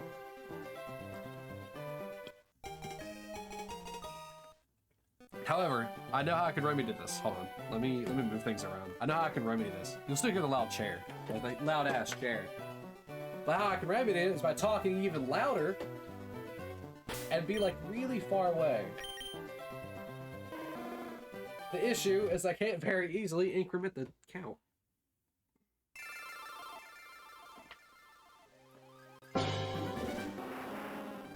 It also doesn't help that my microphone, not my microphone, my headset, is all sorts of tangled up.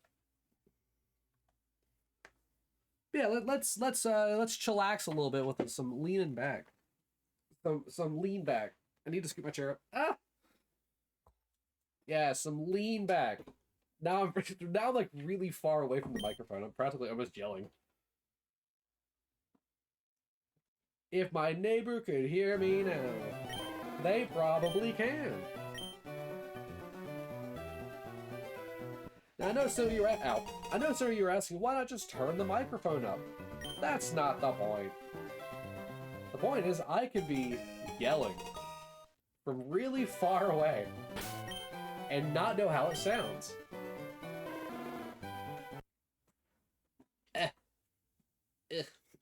Where's my increment button?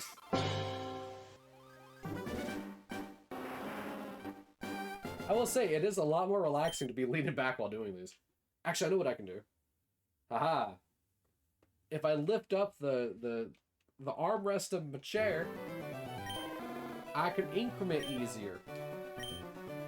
And yes, this accident's intentional.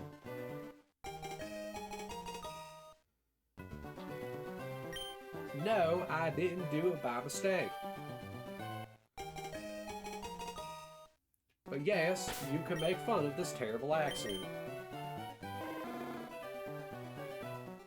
No Shiny here today. But we do got 26-16 resets.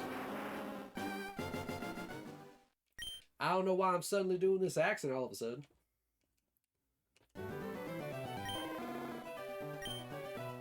But maybe, wow, lost it. I lost it already.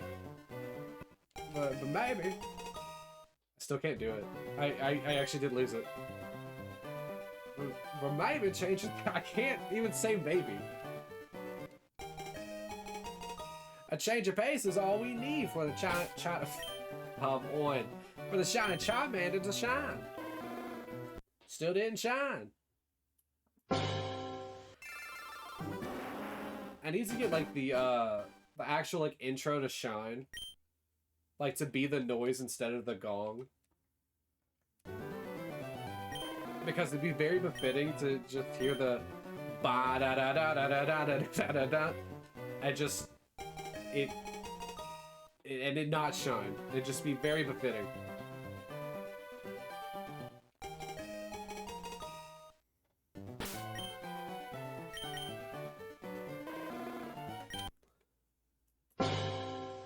As you can tell from my obvious inability to keep the accent holding, I can't do accents very well. Sometimes when I do this voice, I slip into being a prospector. Don't know when that happens.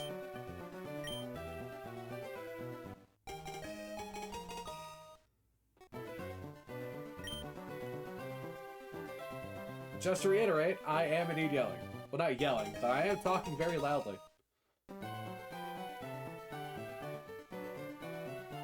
And I hope that comes across on the stream that I am talking loudly. I didn't even get to reset. There we go.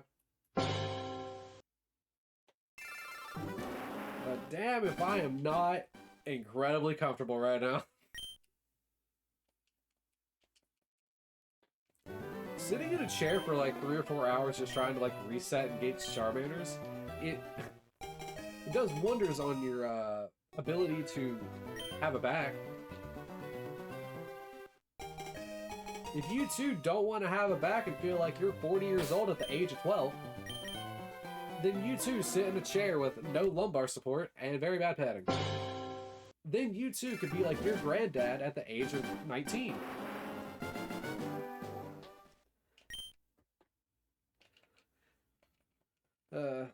But what do I know? I didn't meet my granddad.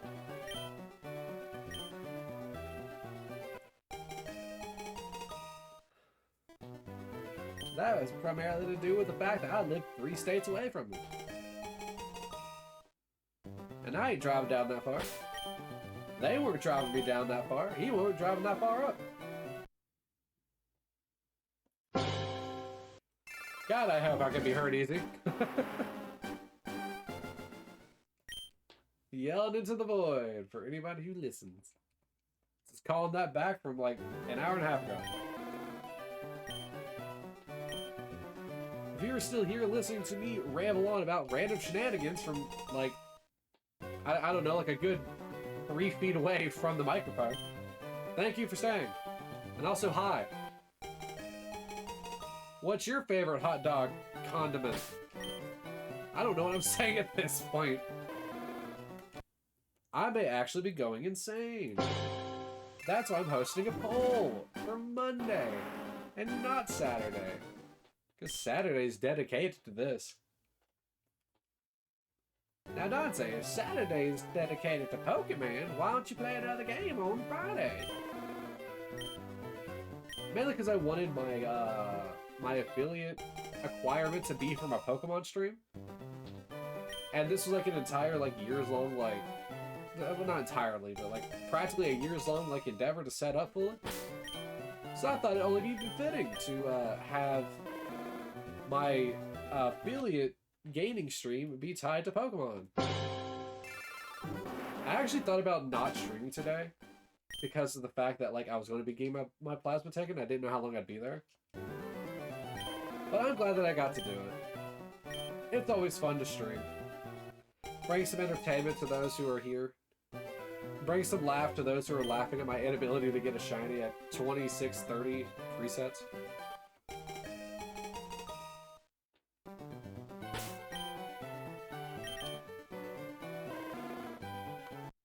Just know when he shines. Oh, it'll be so sweet.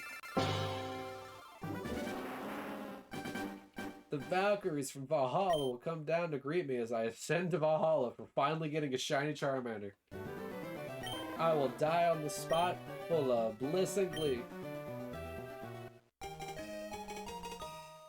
There are probably certain keywords I should not say in that sentence that I just said, but oh well. Twitch admins aren't watching my stream. They're too busy watching Amaranth.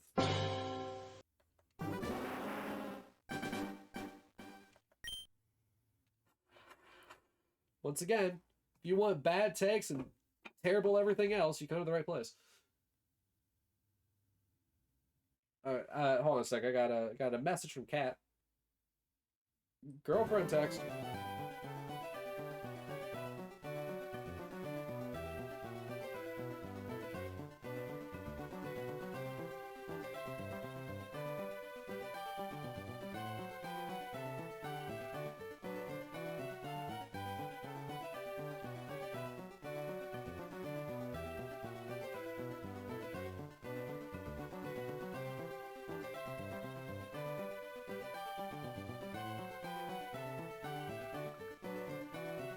Alright. I think I'll get maybe to 2700.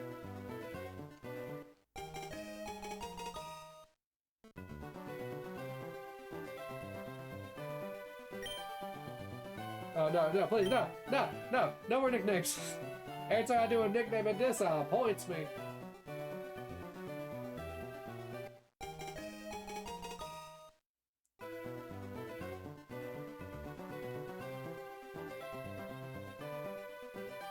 Alright. Back at it. How did I not accept it? What? Apparently I somehow hit B and A at the same time on 2 different instances of the game. I had some frame perfect trickery on that one. Yeah, because like their frame rates are both like 60, like around 60. But one is like 60.2 and the other one's like 60.4. It's crazy. Alright, I actually need to set up.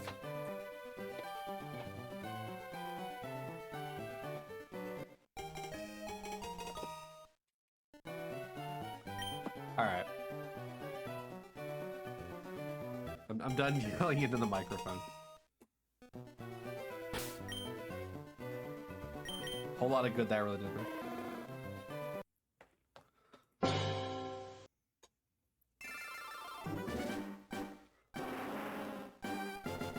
Okay. Move some stuff around.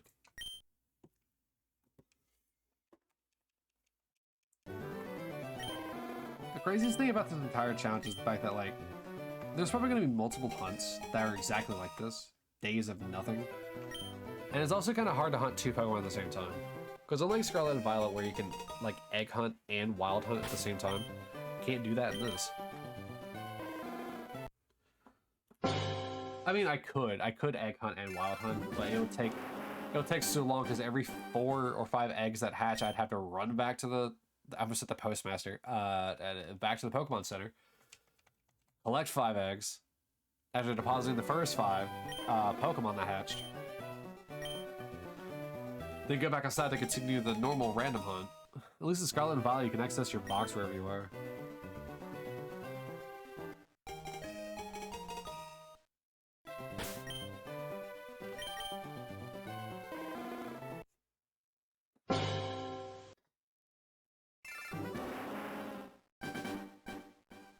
Actually, let me pull up a calculator real quick. I want to see what the, oh, whoa. I want to see what the breakpoints are for the, odds. Like, what's a quarter, what's a half, and stuff like that. So, 81,000, 8,192. So, I passed the quarter odds, at 2,048. And half odds will be 4,096, which is what it normally is in X and Y and beyond. So right now we're at like what? 6th odds or something like that? Or 5th odd? No.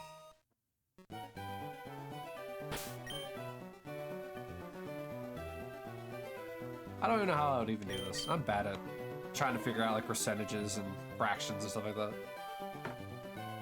I was good at stats and probability, but terrible at fractions. And polynomials and everything to do with algebra. Actually, you know what? Let me just tell a story while I'm doing this. So back in high school, freshman year, I was put into math class as my first class.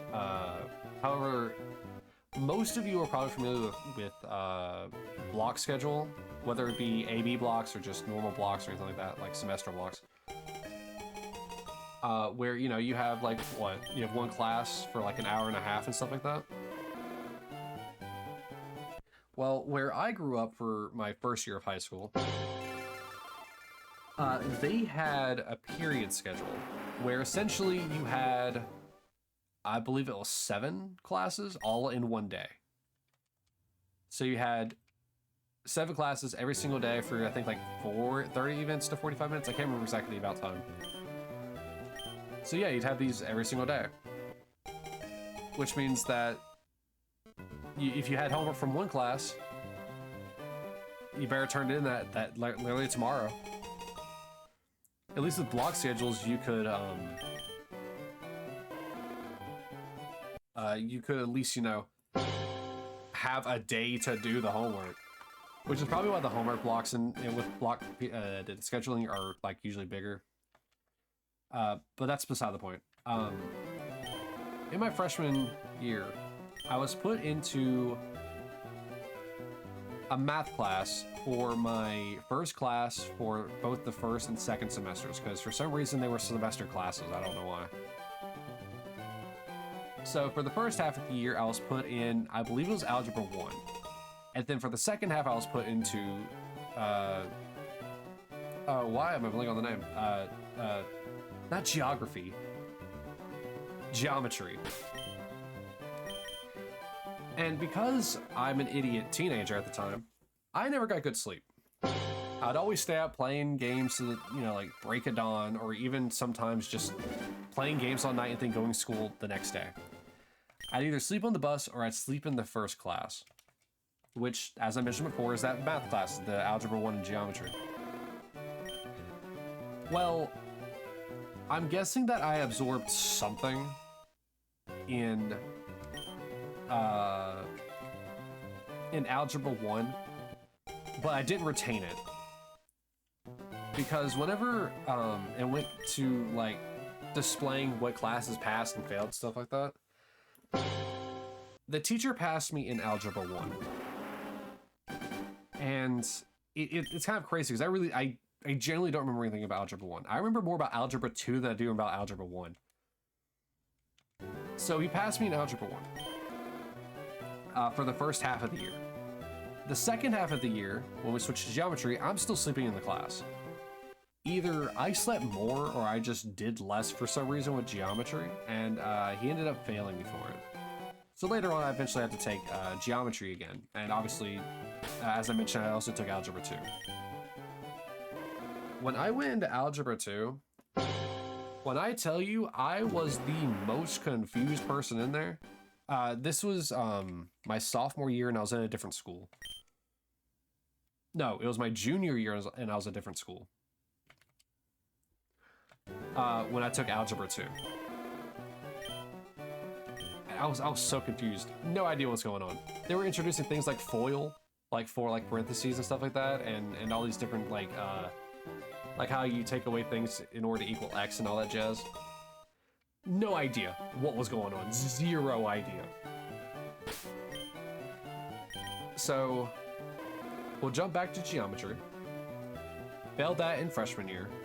I then, in a completely different school from, I was in a different school from freshman and sophomore, and I was in a different college, in a different high school from sophomore to junior and senior.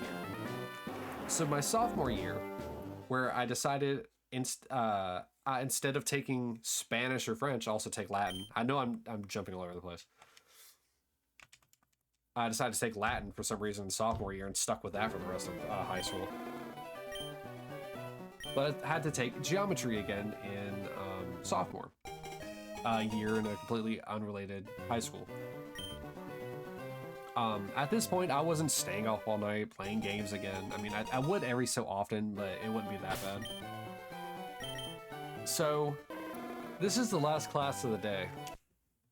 And I don't know if it was just because, like, I understand geometry real well, or maybe I retained stuff and I just didn't try whenever I was in geometry that one year. But I remember constantly finishing the worksheets that were assigned for us, like as homework. She'd be teaching, and she'd give out worksheets for us to do as homework, and I would finish them in class while she's giving the lectures about geometry. And I remember, like, the last... I forgot to mention, when I went from the freshman high school, which had the period system, to the sophomore and onward schools, the sophomore and onward had blocks, so I had to also get used to that, which is very weird. Constantly forgetting notebooks to the random classes I needed. But like for like the last half hour of class, I'd have nothing to do because I did the worksheet that she also gave out for class, and also did the homework that she assigned for us as well. And so I was ended up constantly being asked, not to like tutor, but I was asked for help from other students because they didn't understand fully what was going on. I ended up passing geometry with like a 99. I find out later that and this is by no means like a testament to anything. I can sort of kind of remember geometry. But like one of the funniest things is that like everybody seems to excel in algebra, but like I sucked at it. But like I excelled in geometry and everyone seems to suck at geometry. But if I went to like something like trigonometry, I'm pretty sure I'd fall flat on my face. It's such a weird thing. I thought of all the subject matters that I'd be good in school with, I thought history would be it, or English, because obviously first primary language and other language. But no, I'm apparently really good at geometry. Hi, Max. I'm just talking about how I got failed in the wrong class and passed in the right one. Or, sorry, I was passed and failed in the wrong math classes. School's fun. I didn't even accept the Charmander.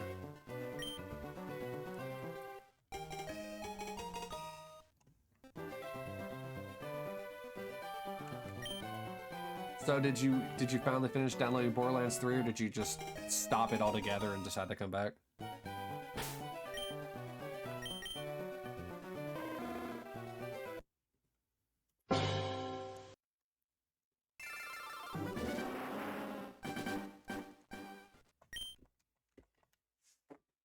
I stopped it altogether like 2 hours ago. Oh, okay. So your hotspot finally just decided to start working properly. I was just busy. Oh my god. What do I pay you for? Chat, can you believe this?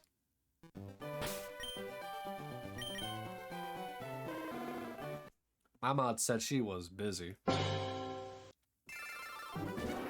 Bruh. Don't you bruh me.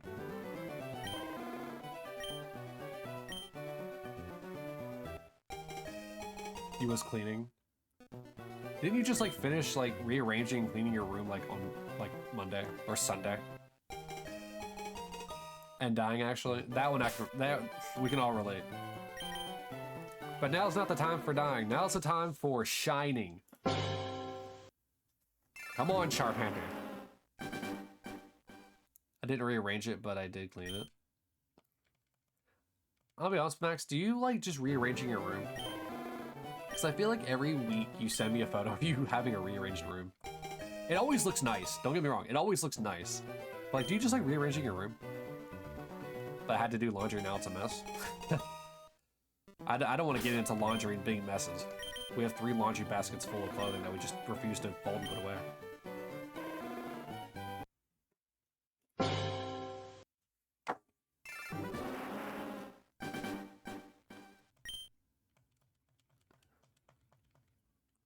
Why do you rearrange your room so much? Is it just like a kind of like an in your mind kind of feng shui thing? Like you have to rearrange the room so that way you feel better? That sounds like that came out wrong. Like gives off the wrong energy until you change it. It's like a reset type of thing, am I right? Ah yes, it scratches it like it's like whenever you need a like those really like thin pieces of like material to like poke in on those things that have like the reset buttons. Except in your case, it's clean or it's rearranging a room.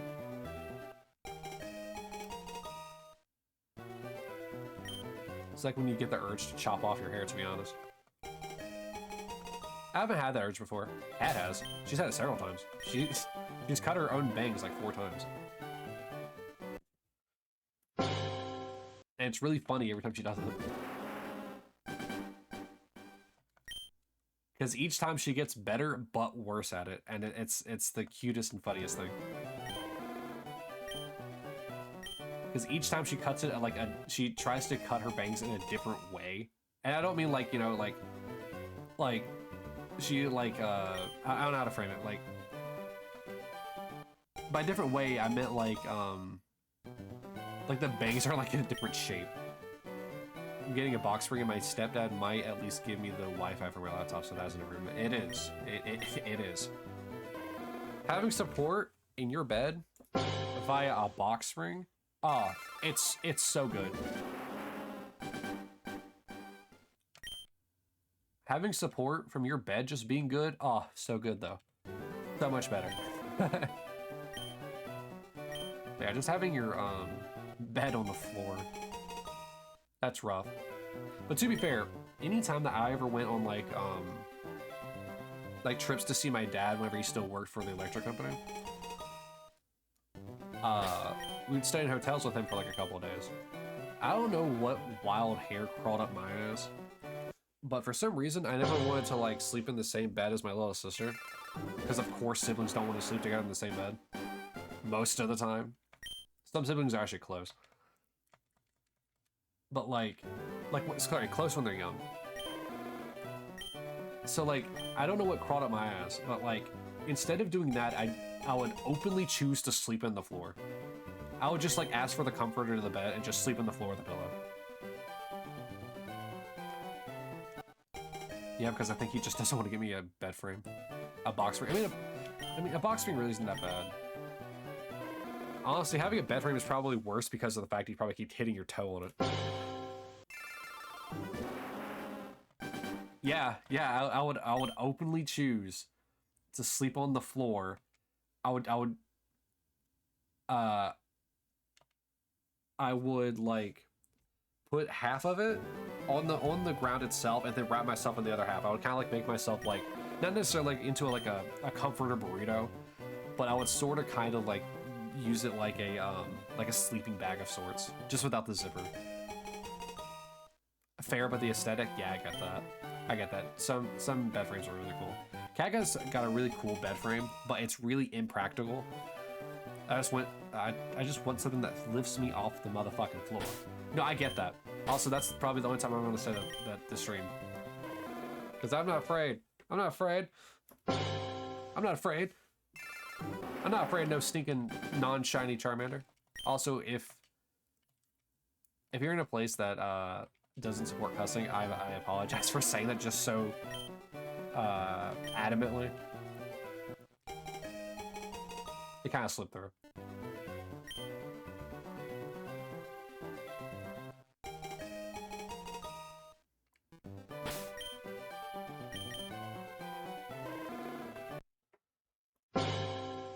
Hope I don't get you in trouble for watching an idiot such as myself.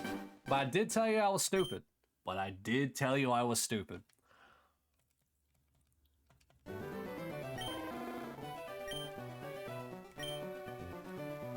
To be honest, like sleeping on the floor with that comforter and a pillow, it really wasn't that bad. Actually quite comfortable. Granted, I was also in my teen years. So like, I guess really anything is comfortable. I could have slept on like a patch of rocks, probably would have been comfortable. Today, as a ripe old 27-year-old man, I sleep on like, I fall asleep on like a video game case and my back is screwed up for the day.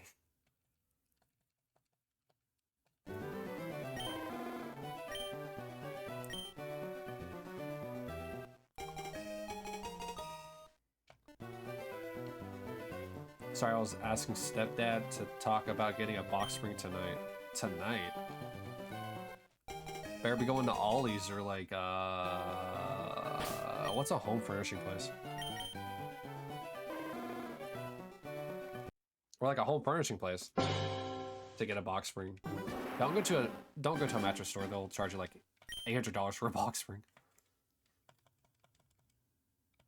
I guess Ollie's really isn't that much better. They usually try to sell you the bed and the box spring together. But there are sometimes the box spring just is there. I don't even know if do they even have it? No. Ollie's are not even that far west. I think the furthest Ollie's goes is Kentucky. Nah, I'm gonna get it from Walmart. Your Walmart sells box springs? Mine doesn't even spell beds. Mine doesn't even sell beds. Let alone box springs.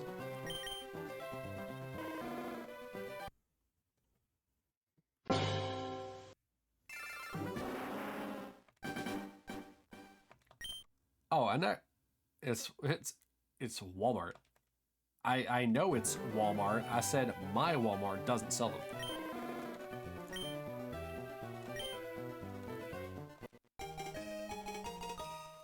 They'll sell you bikes, they'll sell you Christmas trees. They'll sell you full-on basketball hoops, but they won't sell you beds and box springs.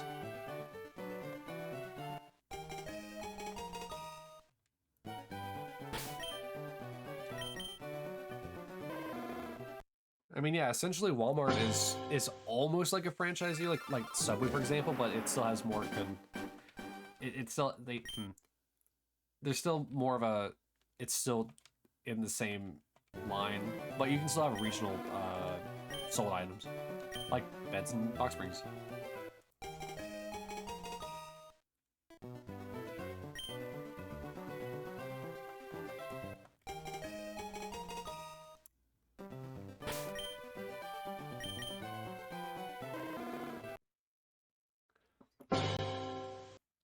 To be honest, I think only one Walmart that I can even think about even sells mattresses and box springs.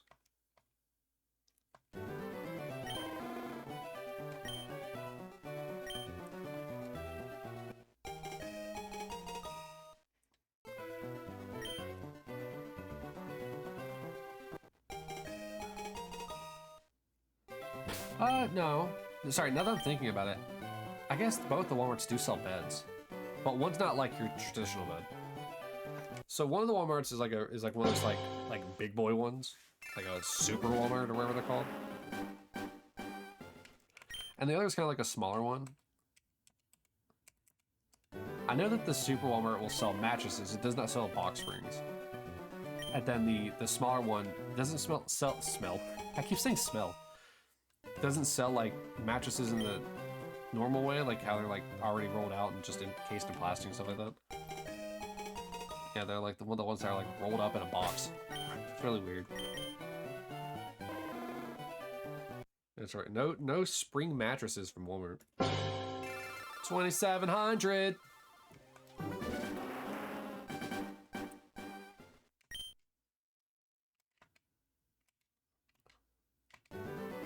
It's finally here, guys. 2,700.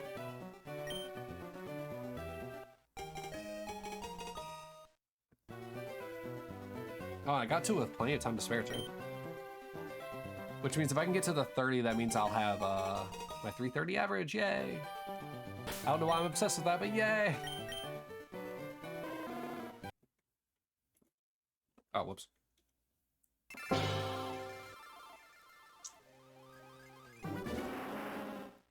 Still waiting to see who's gonna win, Widemander or Charmander.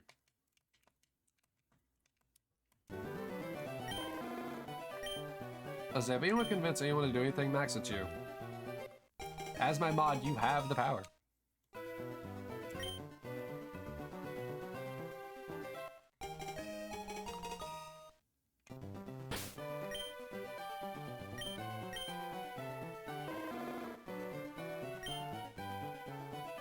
Reset, please. Thank you.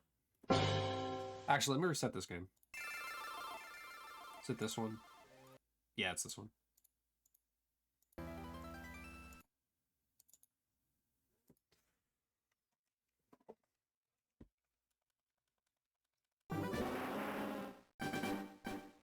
I wonder how much longer on this I'll be able to actually, like, go. Like, how long before I check out? Because I'm still trying to pay attention, because I do not want to soft reset over a shiny. If I SR over a shiny, I lost my will.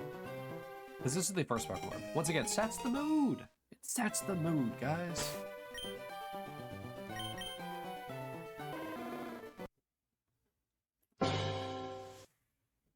Because if I soft reset over the shiny Charmander after 2,700 resets, I think I need a Psychic Valve.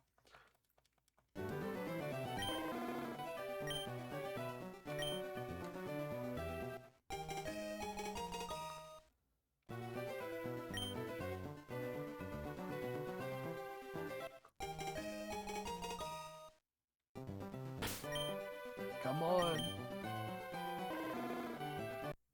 Do it for the Skitty Bop.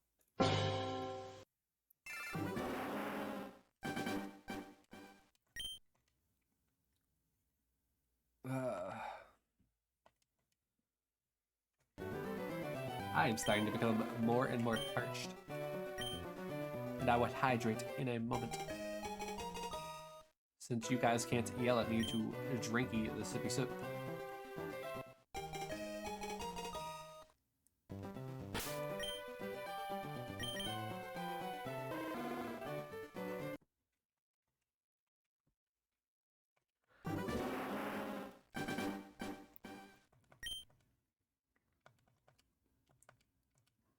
I'm thinking of a few people that'd be fun to raid today. Like, as people have been starting to stream, like, for the day, I know some fun names are streaming today. And one of them is a person that I've been watching on and off for years. And he just doesn't, like... I don't know, man. I think a lot of his momentum died whenever he stopped streaming for, like, 2 years.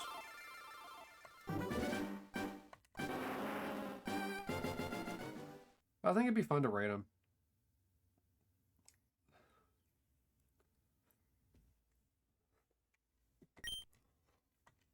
Yeah, there are 2 people there that I'm seeing, and I absolutely want to raid them both.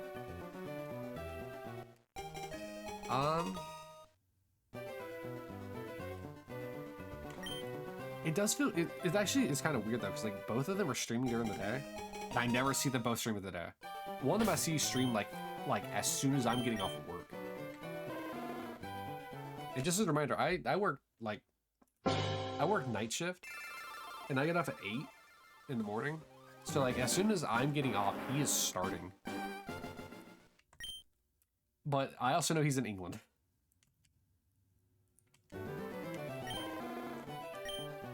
So usually I don't see him. I didn't even start the chat. Wow, I'm stronking again.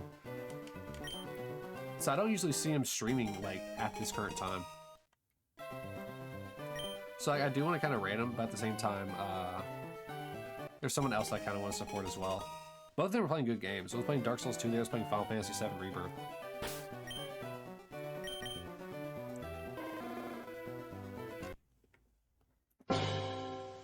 Let's see here.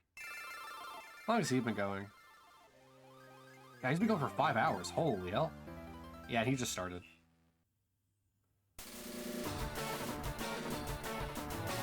Wow. I guess it makes sense. I did see him streaming a while ago while I was giving my plasma. So I guess it tracks.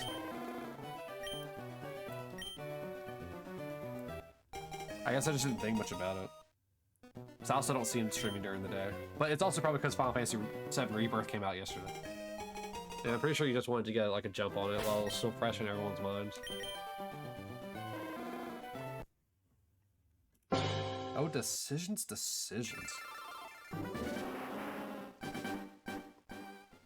Oh well. They're both VTubers though.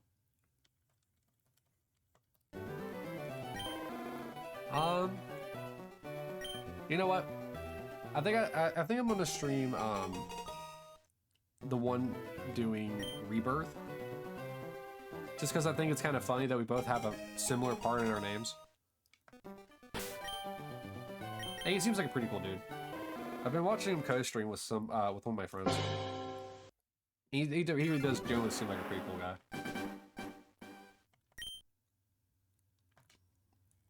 So that's an idea for me to jump on.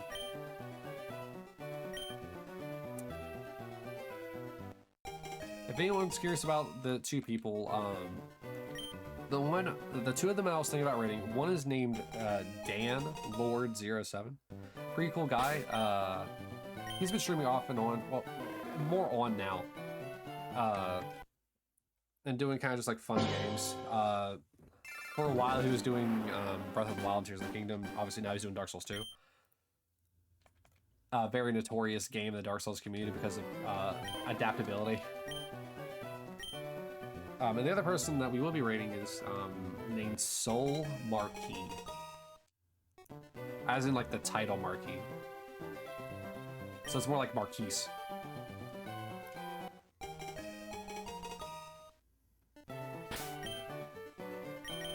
Both really cool people, both should be checked out. Both here on Twitch, and if they have YouTubes, maybe on YouTube as well. Either way, they're both pretty cool.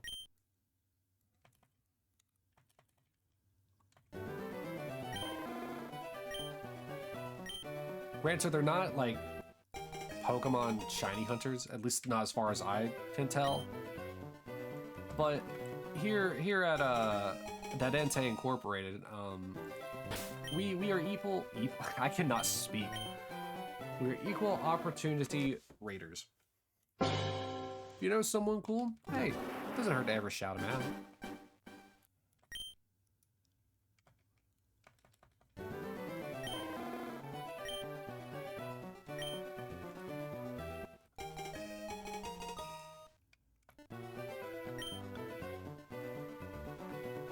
But yeah, as we're approaching stream, and I know I said it not too long ago, but if you're here, whether you chatted, lurked, or anything of the sort, I appreciate you greatly. I appreciate also the follow from Tearful03. Very kind of you to stick around and smashing that follow button like a true Chad.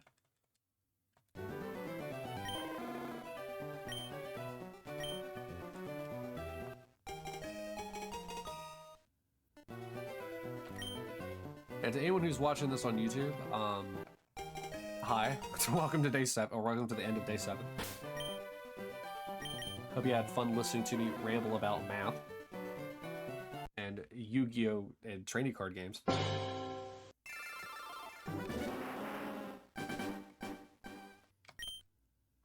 As well as make fun of my mod.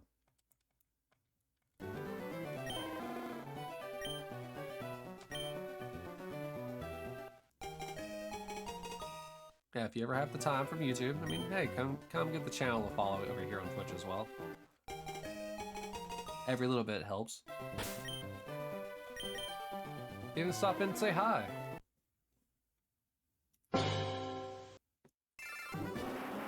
Pretty much streaming every weekend. The days may change. Saturday will almost always be a stream. Except under rare circumstances, and that will always be a shiny hunt. And then the other 3 days are kind of up for debate, so Friday, Saturday, and Sunday. Or what am I saying? Friday, Sunday, and Monday. The games on those are to be determined and to be dated, so to speak.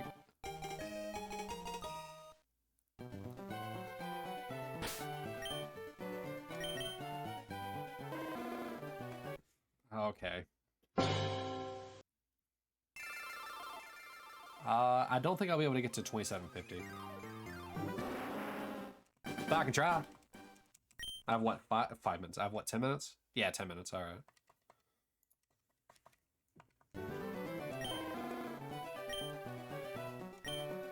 I believe I can get there. I just gotta actually pay attention to the game. Not like I've been doing that before anyway.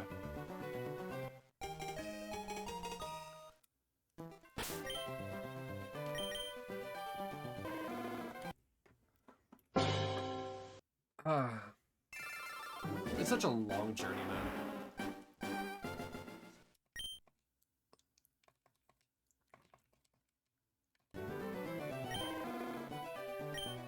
But to be fair, the first step is always the hardest.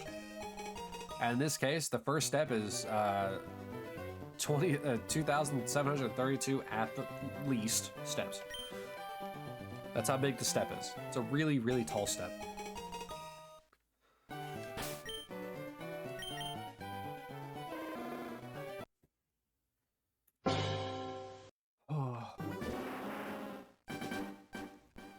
Like Shadow of the Colossus, with enough lizard tails, I too will be able to scale the tower.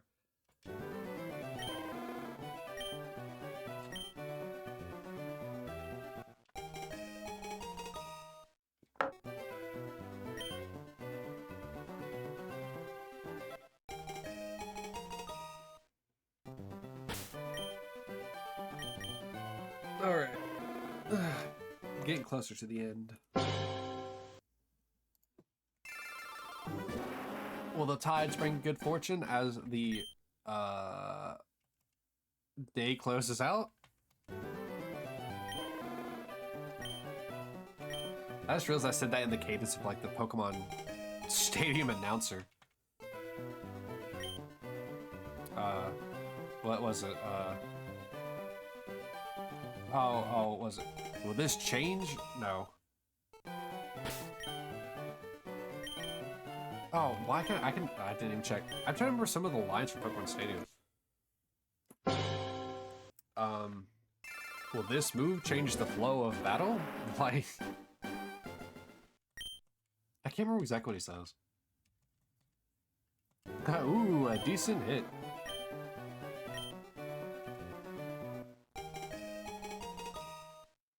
Wow, it's a one-hit wonder. Pokemon Stadium, such a good game. So is Stadium 2. They're good games. They're tough games, but they're good games. Whenever you're a beginning Pokemon player, the game's so fun. Minigame's great. Stadium 2, also great. Just don't ever do Pokemon randomizer challenges in Stadium. That is brutal.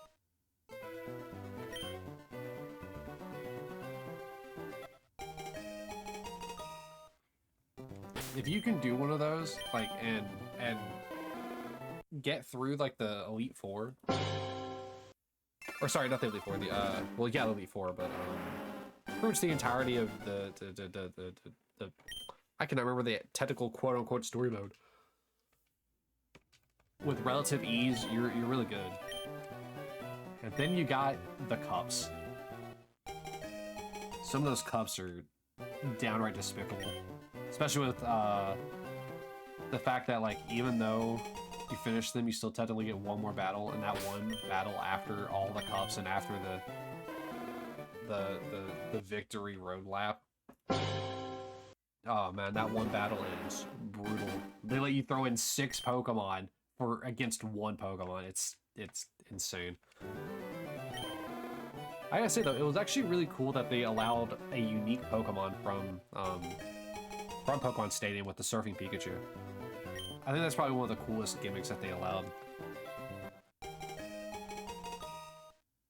I think that kind of shaped the way for, like, to a degree. Because you gotta think, like, certain Pokemon are tied to special games now. Like, you have Jirachi in the bonus disc for Coliseum. You have Manaphy tied to the Ranger, Pokemon Ranger, like, Manaphy eggs. Like, you have, like you have these. Like, was it the Pokemon, or sorry, the WiiWare, like, Pokemon Ranch game gave you, like, a Mew. But there's a lot of really cool things that they have been trying to implement and do.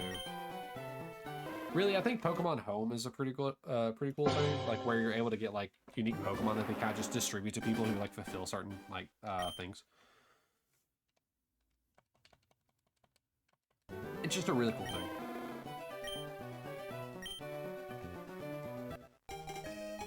Alright guys, last reset of the day.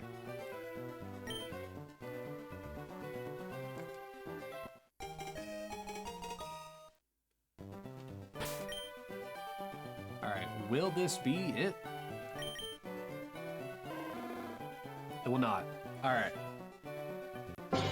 I'll go ahead and do that. And I'm gonna start with another Gary fight because it's always fun to listen to the music.